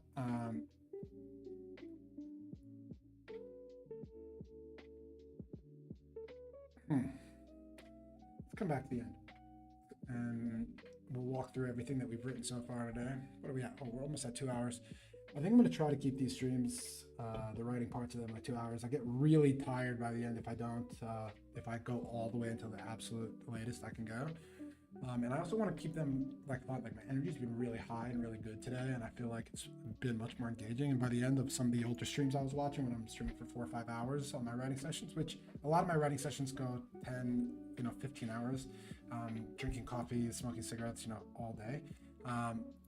But on stream, you can only go so long. So, team, we're going to go back to the very start and walk through it. We've written straight down. We haven't gone back and revisited what we've already written today. But every single thing that you're about to read was written live today on stream. And we're going to review it, and we're going to make notes of what needs to change. And we'll decide if we still have some juice left we'll edit some in real time, but some are obviously going to need to be returned to. And my target date for finishing this myth on my schedule of finishing all the myths by October is that I need to have the rough draft done by Wednesday. So we are on pace, but we have a lot of work to do still. So let's start at the beginning here. This is Gate. It's myth 5 of 7. The earlier myths was, the first myth is once. The second myth is mother. So once is like you have nothing, origin of the cosmos, before the beginning, from the void. Mother is creation of Earth, planet. That makes sense, right? The next one is brother. Obviously, those of you even remotely familiar with mythology know that often good and evil is represented by two brothers, warring brothers, right? So the next myth is called brother.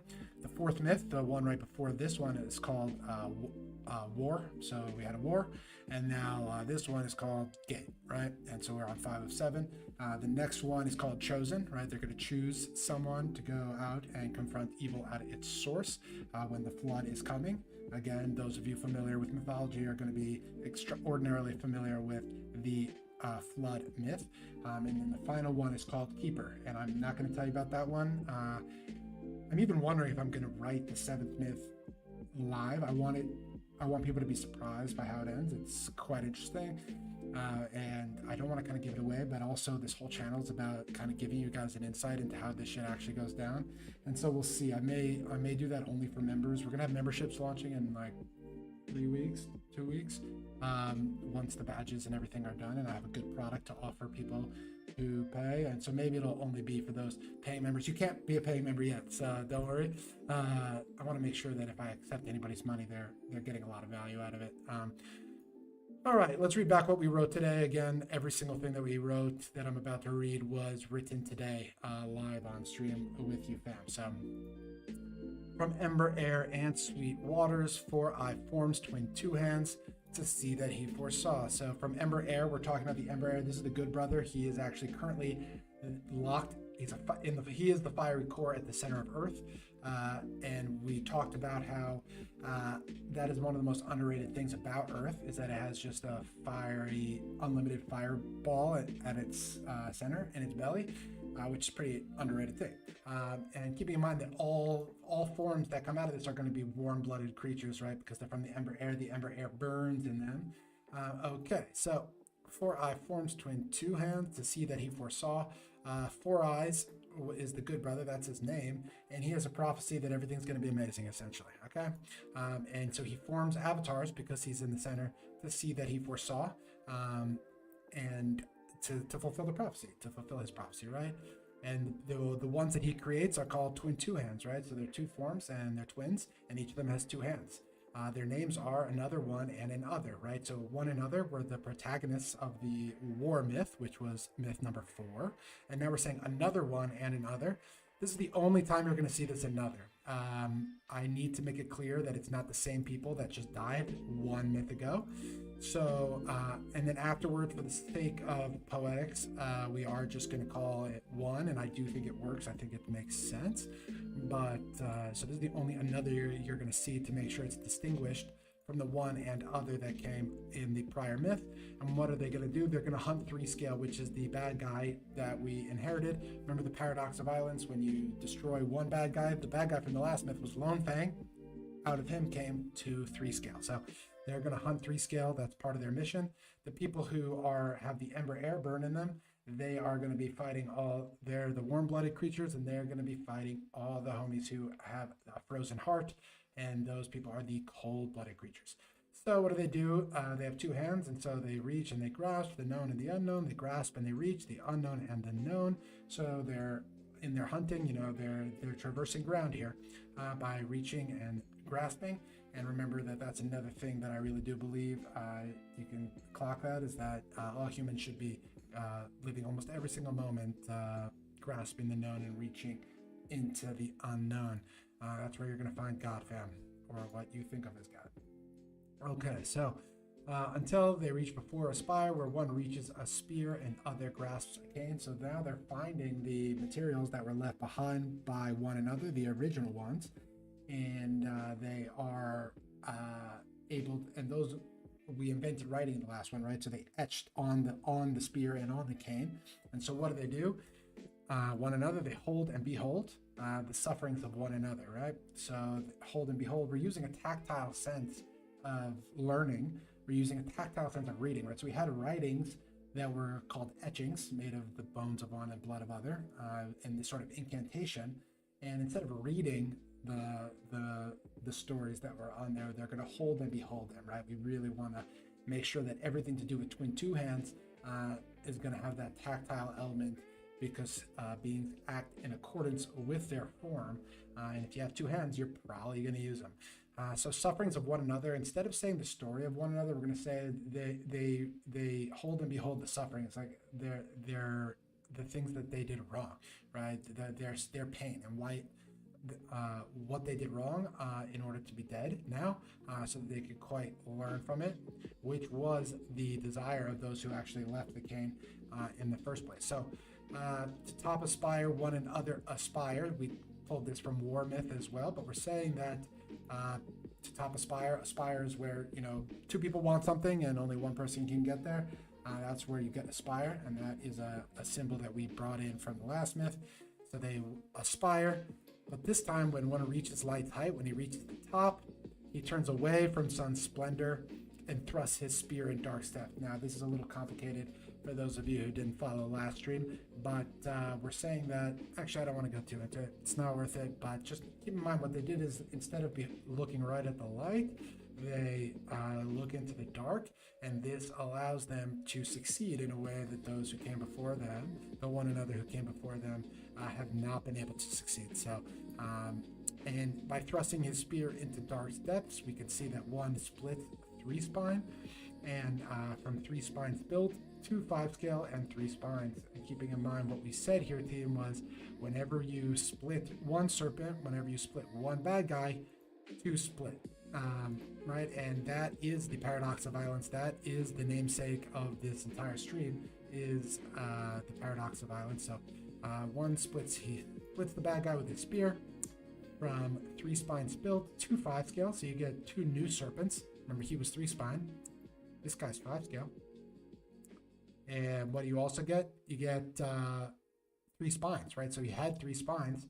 Although 2 of these guys came out of his belly, what you also get is you actually get to keep these spines, right? You get to keep them, and we're going to use them.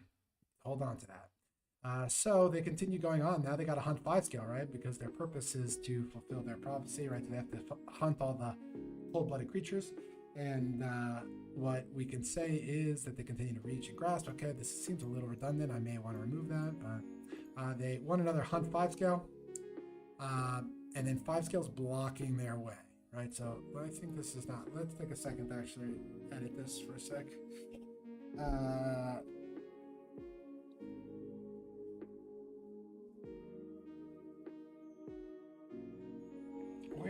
Where are they encountering 5 scale? Where is he blocking them? That's what I need to. Right, so they just went to the top of Spire. That's obviously where they had to fight the last guy. Is it beneath the Spire, right? Like, is it? But that's like on their way down. Oh, like that. That could be down.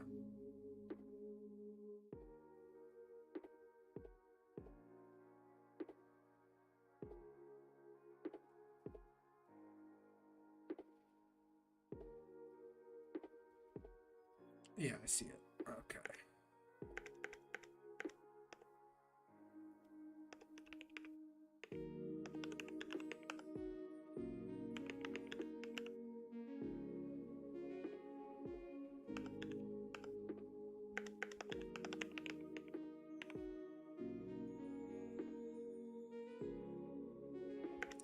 Right at the bottom of this book.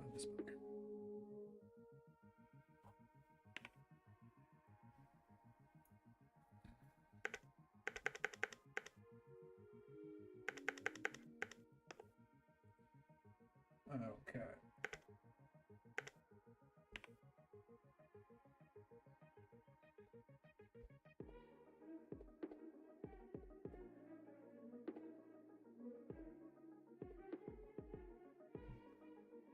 We're saying they encounter the bad guy that they're chasing. We're saying that other routes that came, they're using the tools that they have, other routes that came, and one thrust, spear, and they split 5 scale again. Okay? And we know the paradox of violence at this point. We've learned that from 5 scale, if you split 1, 2 are going to spill out. So spilling out of 5 scale, we get 2 7 rattle. But when you kill one of these guys, you don't just get 2 new ones, you also get to keep the 5 scales. Okay? So before we killed 3 spine, and even though 2 5 scale came out, we got to keep the 3 scale spines. In this case, when we split them, we get 2 7 rattles out, but we get to keep the 5 scales. Okay, and so now they're hunting 7 rattle until they get back where they begin. And I think whenever we get home, whenever you return somewhere, that's a very reflective sort of moment. And so when they get back there, they behold, and this is where they really think about the paradox of violence, right? And they're reflecting on their mission so far. From Lone Fang to 3 spine. So that was the first bad guy from last myth. From 3 spine to 5 scale. From 5 scale to 7 rattle. And they're like, wait, what the fuck? We've done all this energy. We've reached and grasped. We've grasped and reached. We've rooted. We've thrusted. We've split all these serpents. And what do we learn? From 1 serpent split, 2 serpents spilled. That's the paradox of violence. That's the namesake of this entire stream. And so what they reckon, which is the right word, that to aspire is futile. I'm going to need a better word. We'll take a second, see if we can come up with one. Why not?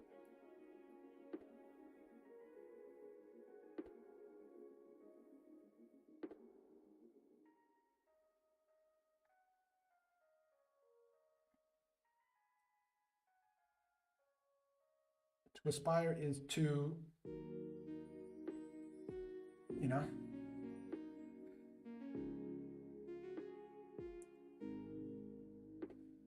not to do anything. It's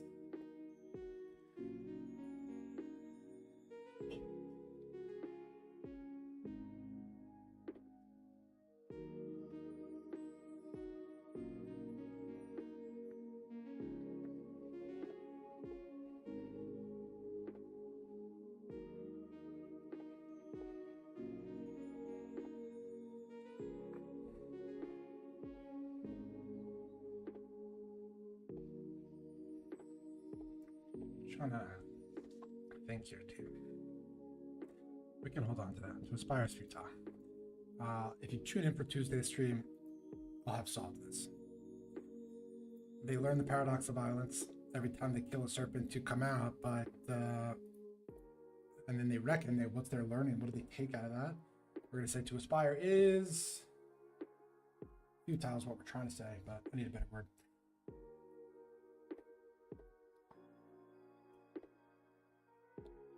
From 3 spines, 1 forms 5 walls. From 5 scales, other forms 2 gates. They're using the materials that they earned from their battles past to create their own gated community, their own sort of Eden. 1 thrust spear, twixt gate and gate to lock the inside in and the outside out, right? So this is them creating that Eden that we talked about. And they're saying they're trying to not participate in the whole game anymore. They're saying, fuck this. If every time we kill one of the serpents 2 come out, why am I even doing this? They might even be worse off, right? So once they're inside and safe, the other takes their can and roots it, right? Puts it down in the ground. No need for it right now. Before aspire. This is a little clunky here, too. I think we need to say inside. We need to put where we are.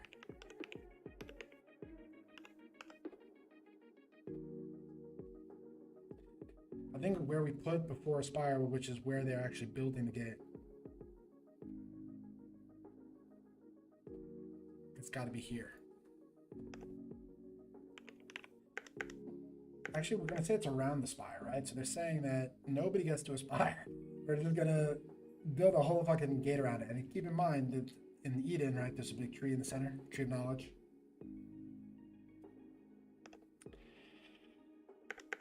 All right.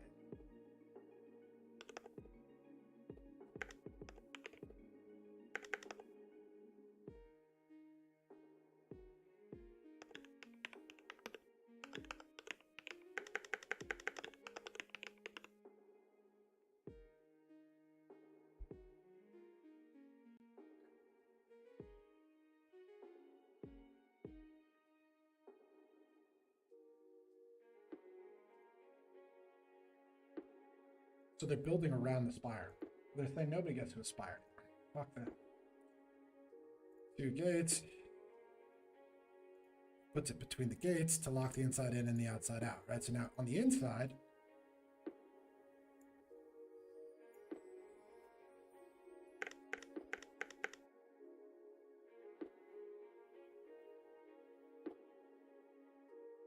we need a little bit of language here too. Once they've locked the inside in and the outside out,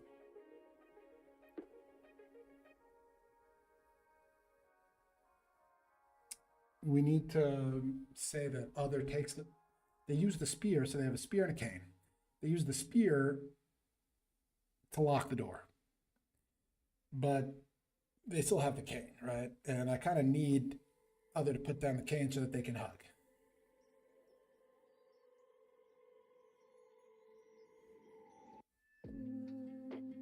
This is my mama's voice on this track here, team.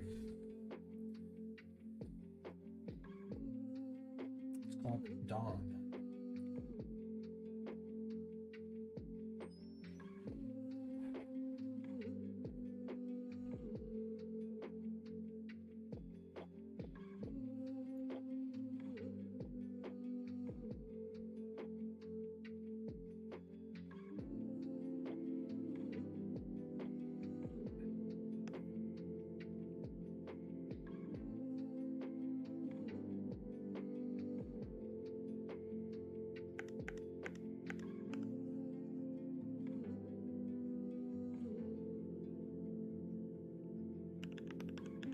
Could be nice, team. Let's try it. We'll do it together.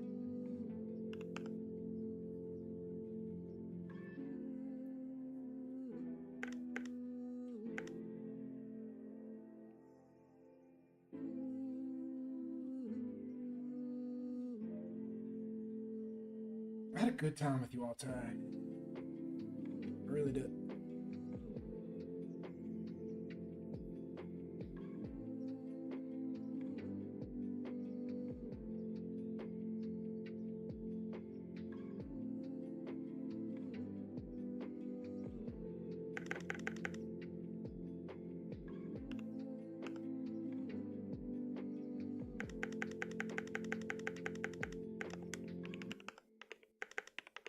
to get really clean, team.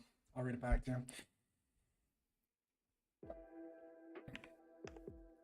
Inside of the roots cane. So one another. Okay, this one is the part that's the issue. The rest of it is getting clean. So one another, wrap hands, hands. Do they with one another or round?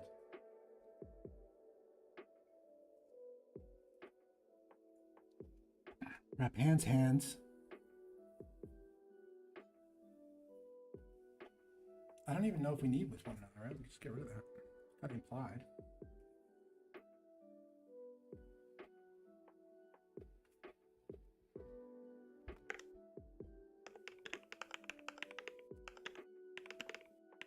That's kind of nice.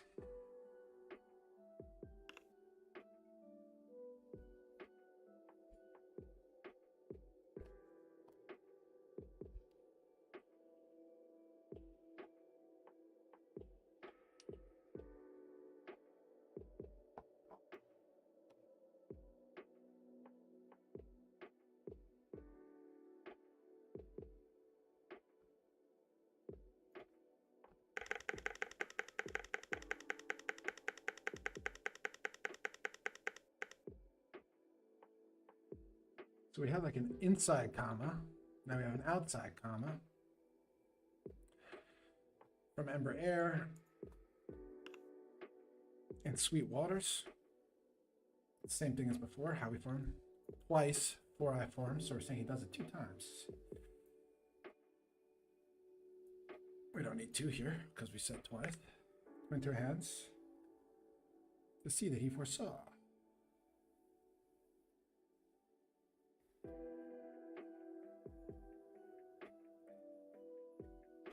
That works for me.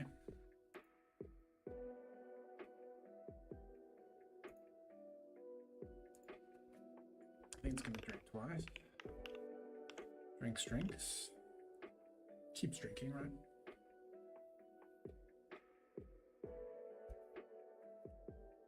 His fires, her waters. Cane becomes a flute.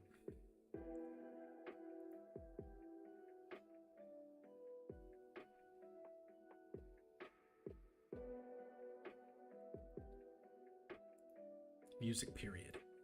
Hard.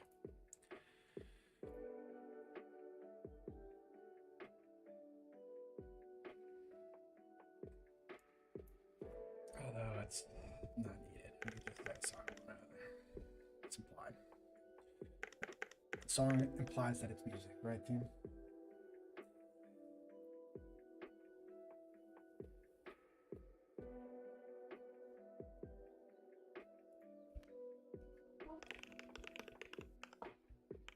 Now on the outside,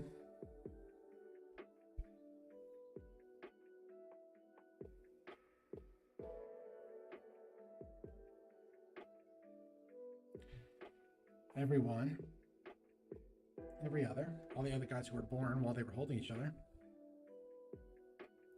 Knock, knock.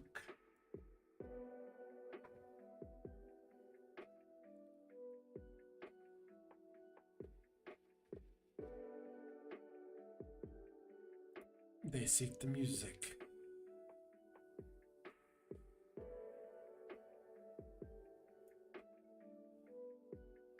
And clean this up.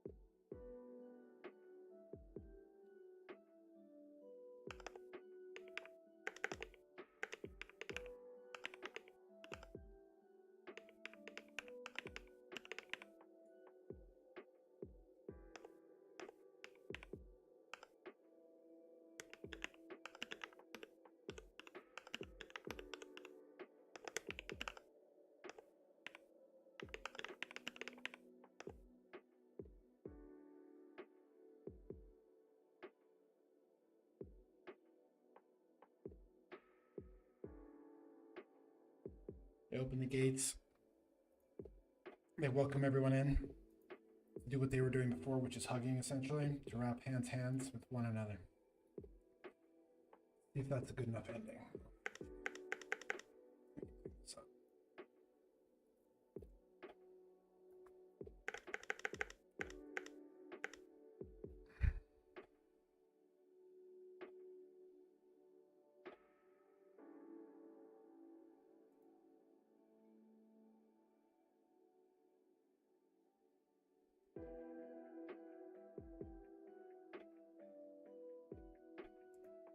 I think we end like this for now, at least.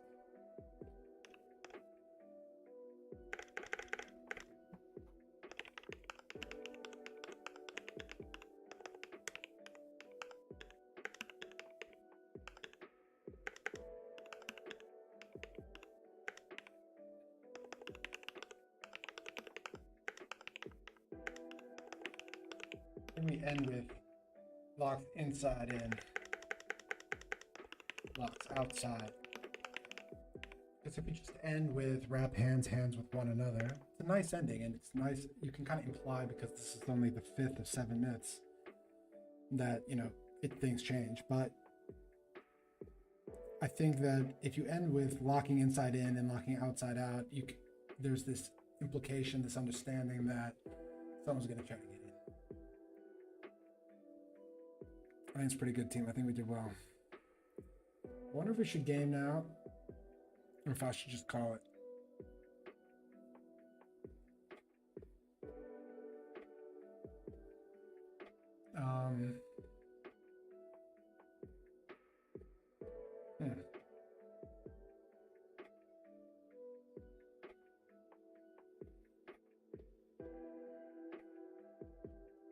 Let's see if WoW is even available to play. On Tuesdays, there's maintenance.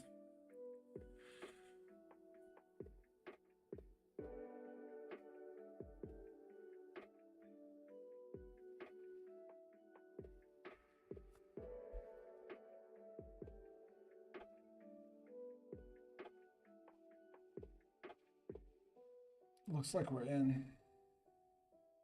All right, we'll play a little while. I'm going to take a quick break, Tim. Then we'll play some games.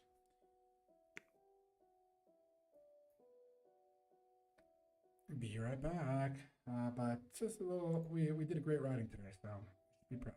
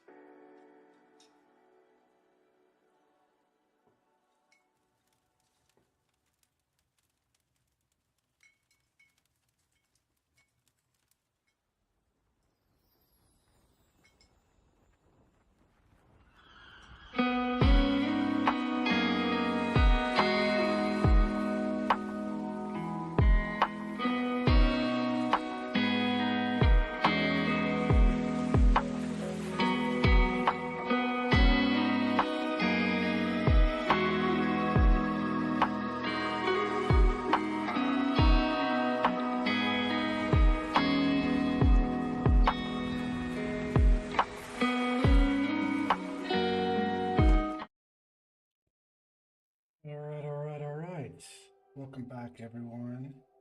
I'm not going to game after every single stream, but I do have a bunch of energy, and World of Warcraft is really fun right now. And every Tuesday there is a reset where you get some new gear and a bunch of stuff unlocked, so it's always super fun to play then. I've been playing World of Warcraft since Classic, since the day it came out. I got it as a Hanukkah gift. I love this game. I will always love this game. I think people who grew up around that time, with the perfect age to play WoW, kind of growing up, it was just such an infinite world. The music, the lore, the characters, really, there weren't guides figuring out how to do every single little thing. It was just a powerful world, beautiful place to explore. And it'll just always be in our hearts, I think. Unless you play during that time, it's impossible to explain the relationship that we older gamers have with World of Warcraft. It's just a great game, and it's a big part of my heart, and I'm glad to be back in it in a much healthier way. I used to play nonstop. My parents had to force me to uninstall. I had to wake up in the middle of the night to play. But we're gonna run a Mythic Plus. I think it's good to game when I have the energy for it after a writing stream. Sometimes I'm burned out. But let's go ahead and say what's up to my homies that are in the game.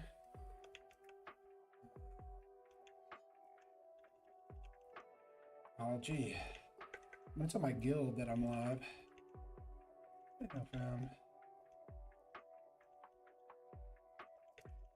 Running. If you want to hang with me, if you want to hang,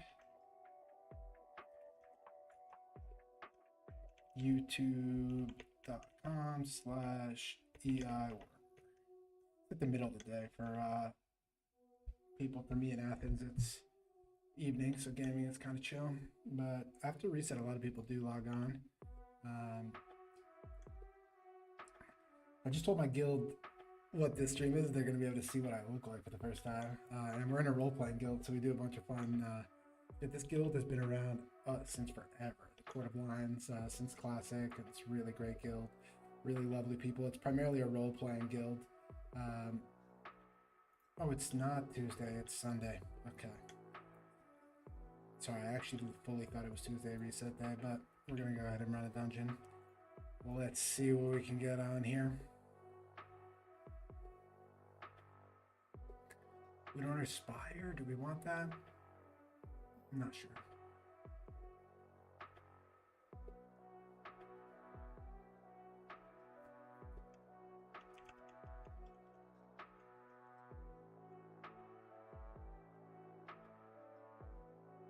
Magister Sarah's 12. I think I want an Algathar cat. I think that's a good one.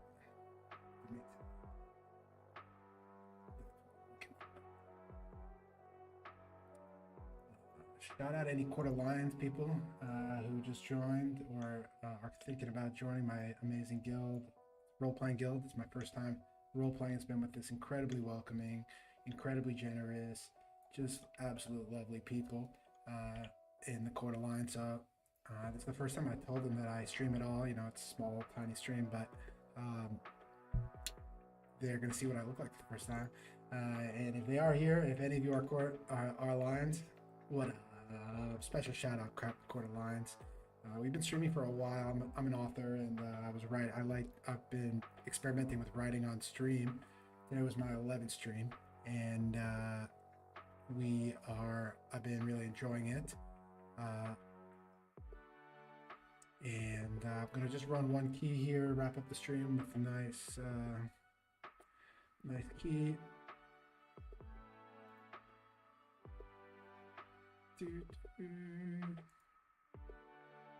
Nice. Hey, are you live? I think this guy said in his chat. I fully thought it was Tuesday and you said that. I'm in Athens. I'm kind of on my own schedule. I've been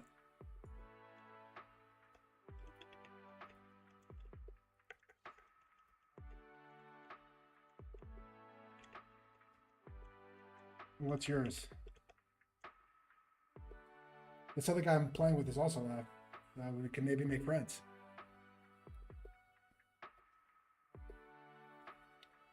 Hey, Adam Eli. Great to see you. Adam Eli, you would love this guild. It's so queer friendly and just so fun.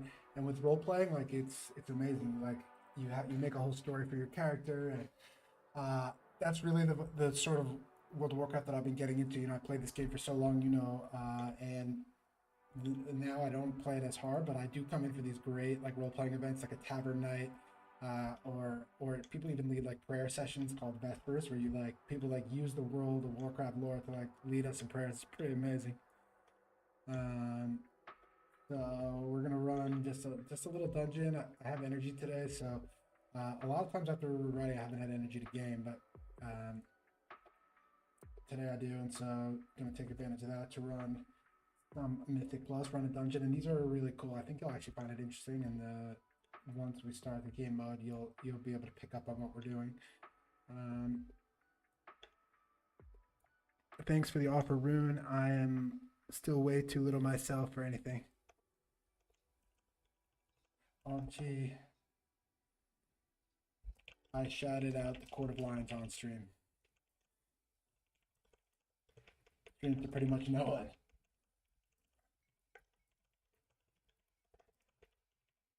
I enjoy it. Okay.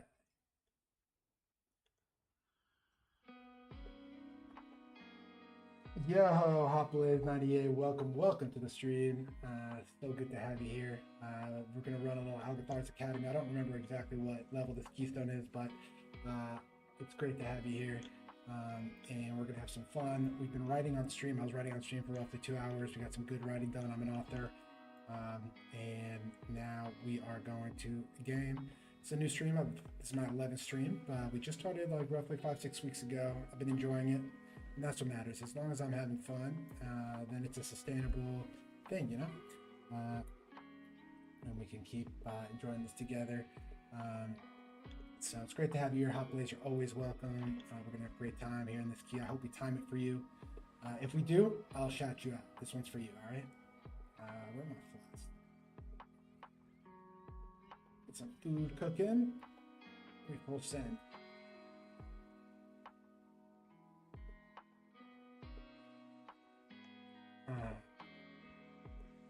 I'm on YouTube. New to it.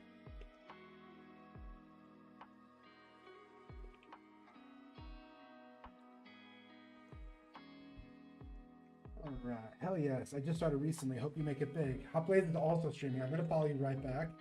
I don't think my UI is good enough for me to figure out exactly how I could put you on right now, but there's another person streaming in our queue right now. Okay, let me focus up, team. The tank has to lead this, and it's intense. What we're doing now, for those of you guys who don't know, is called Mythic Plus. What we're trying to do is we clear one of these dungeons. We're 5 people. I'm the tank, so I kind of lead the group and soak up the damage. We've got a healer who keeps us alive, and then we have 3 people who do damage. And the idea is that there's this timer on the right that we're trying to beat the dungeon in that amount of time. And you can keep scaling the difficulty. So we're up on difficulty 12, which is pretty high. It's not like that crazy high, but it's pretty high. And I'm pretty good. I'm not that good, but I'm pretty legit, you know. I would say I'm legit. I'm not that good. That's kind of where I'm at. This is also a dangerous area. Wait, what?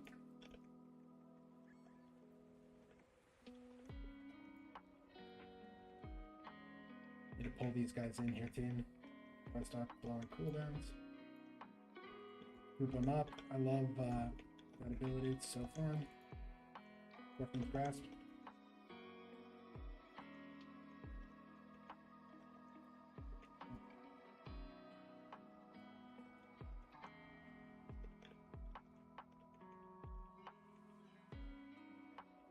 So this dungeon wouldn't be that hard, except that we have to time it. So you have to like do these sorts of aggressive attacks of enemies so that you can make sure that you get there in time to beat the timer on the right. And it scales with difficulty. I'm gonna lose aggro here on the blood boil. Shoot! Oh no, this is bad. This is really bad.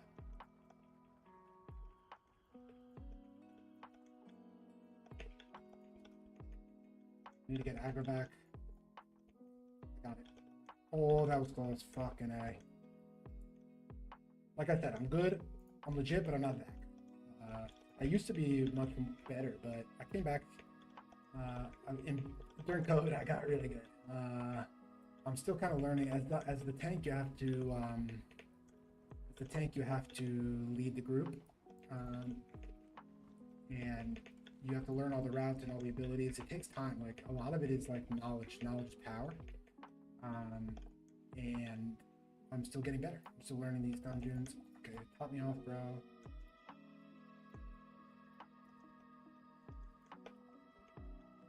There we go. Okay, where's that?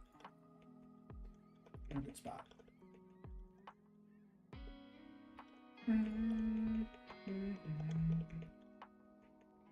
All this music you're hearing, that's out there music made for the stream by my homie Carson Thatcher. Super successful composer and a dear homie. Gave me a discounted rate. Got over an hour and a half custom fantasy music. I think my keyboard clicks might be a little, they're really good for writing, but I think they might be a little too loud for playing games. I may change it later, but you guys can let me know what you think.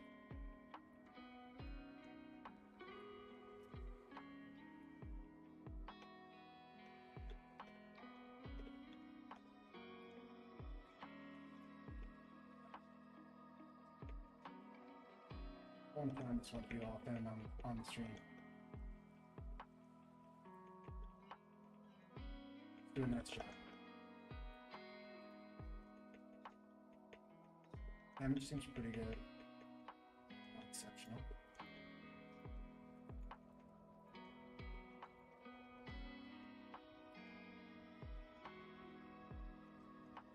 So there's going to be a little circle, not that circle, but we need to clear our stacks.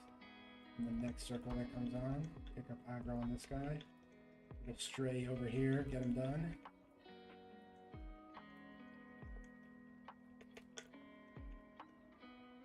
We need to stand in this, clear our stacks. Like I said, a lot of this is dungeon knowledge, but some of these pulls, it is skill. Like, how comfortable are you? Oh, the wrong way. I fucked that up. How comfortable are you in these really intense packs when you have to really a lot of it's almost instinct. Have to stay alive.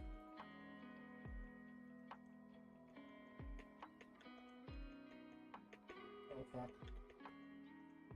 No, for me. Go left, we go left. Okay. Now we stack them up for cleave, funnel. Should be good. Don't want to jump. The eggs before they hatch or whatever, the chicken before they hatch.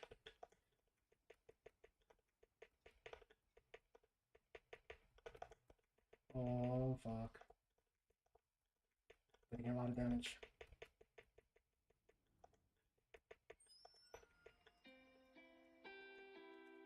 Yeah, we gotta end this now. This is gonna get bad. Kill him, kill him, kill him. Focus ball. Okay.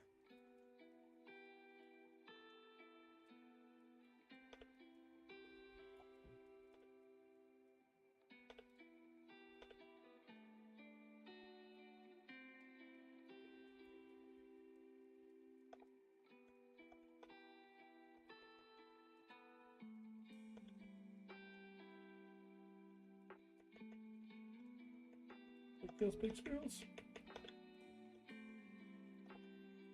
I'm behind the wall for this. I don't have to go all the way out.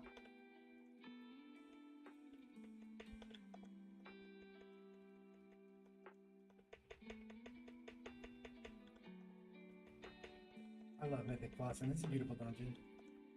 Like a Dragon Academy. Can't even lie. Let's about to see some books and shit. Tornado.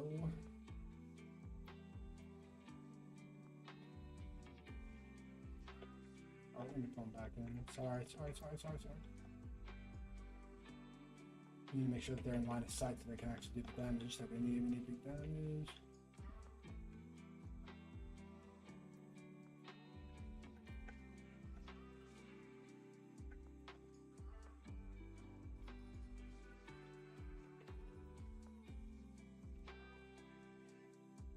I said there's a big bleed here that happens that I keep taking damage. I'm gonna take a lot of damage and it's deceptive. All of a sudden you're dead. And I don't think healers understand always that they need to really. You'll start to see how it's stacking up. 7 stacks, you'll see how even after the pull is done.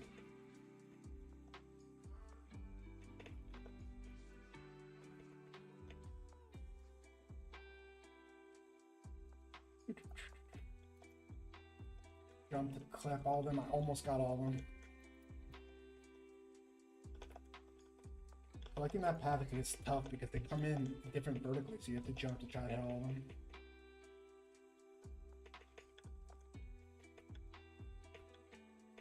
We're making okay time. Not great, actually.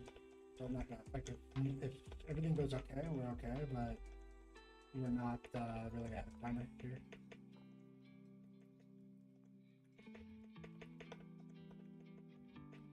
Another pack of these? Yeah. I have no cooldown for this.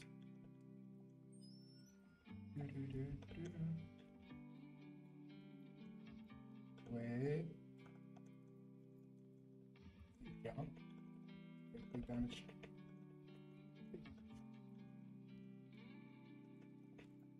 Keep them up. Kinda hard to see that jump away. Oh! Big damage, big heals, big heals, big heals.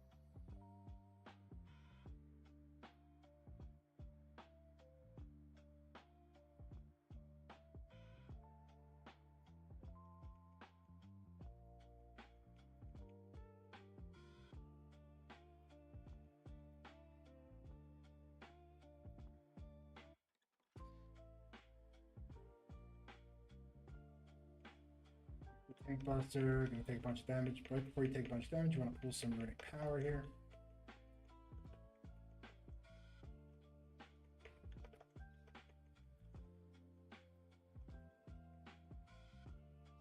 Move out of that.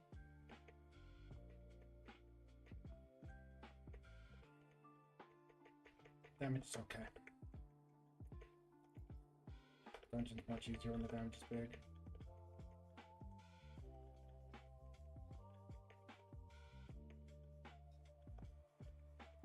I think I have any cooldowns for this next Savage pack. I might be fucked. No, and that's just come up. Should be good. I'm gonna get one. I got the Ruinous Ruins here. I can Death Advance and ignore a lot of it.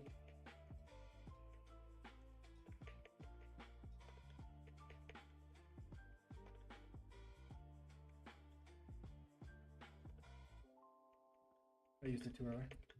Good though.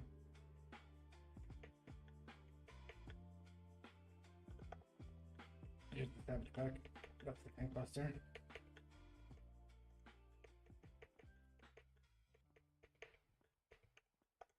Pop the AMS just to help the healer out. There's a lot going on for him right now.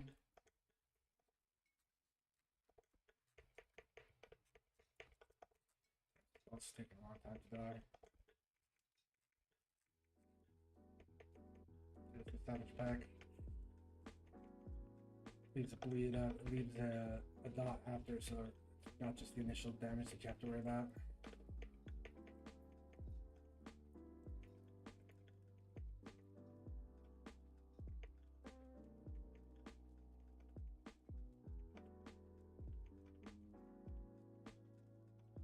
And that's for the next one.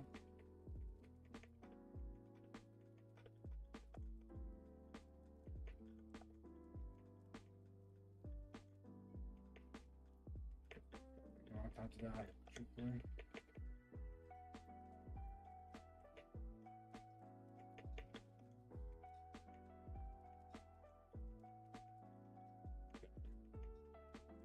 Increase damage on this phase? I don't know. I'm not a DPS. I'm gonna get into healing.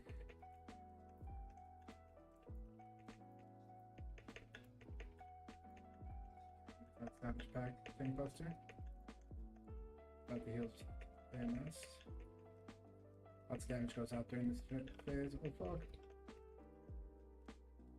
No, no, no, no.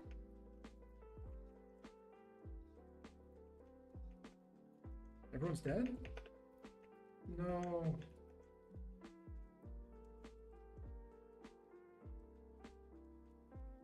We lost. Damn.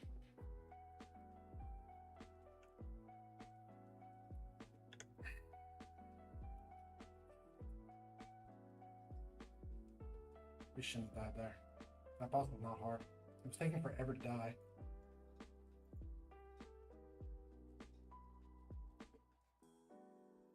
Alright. That was our little failed M plus run for the stream. I'm gonna hop off now.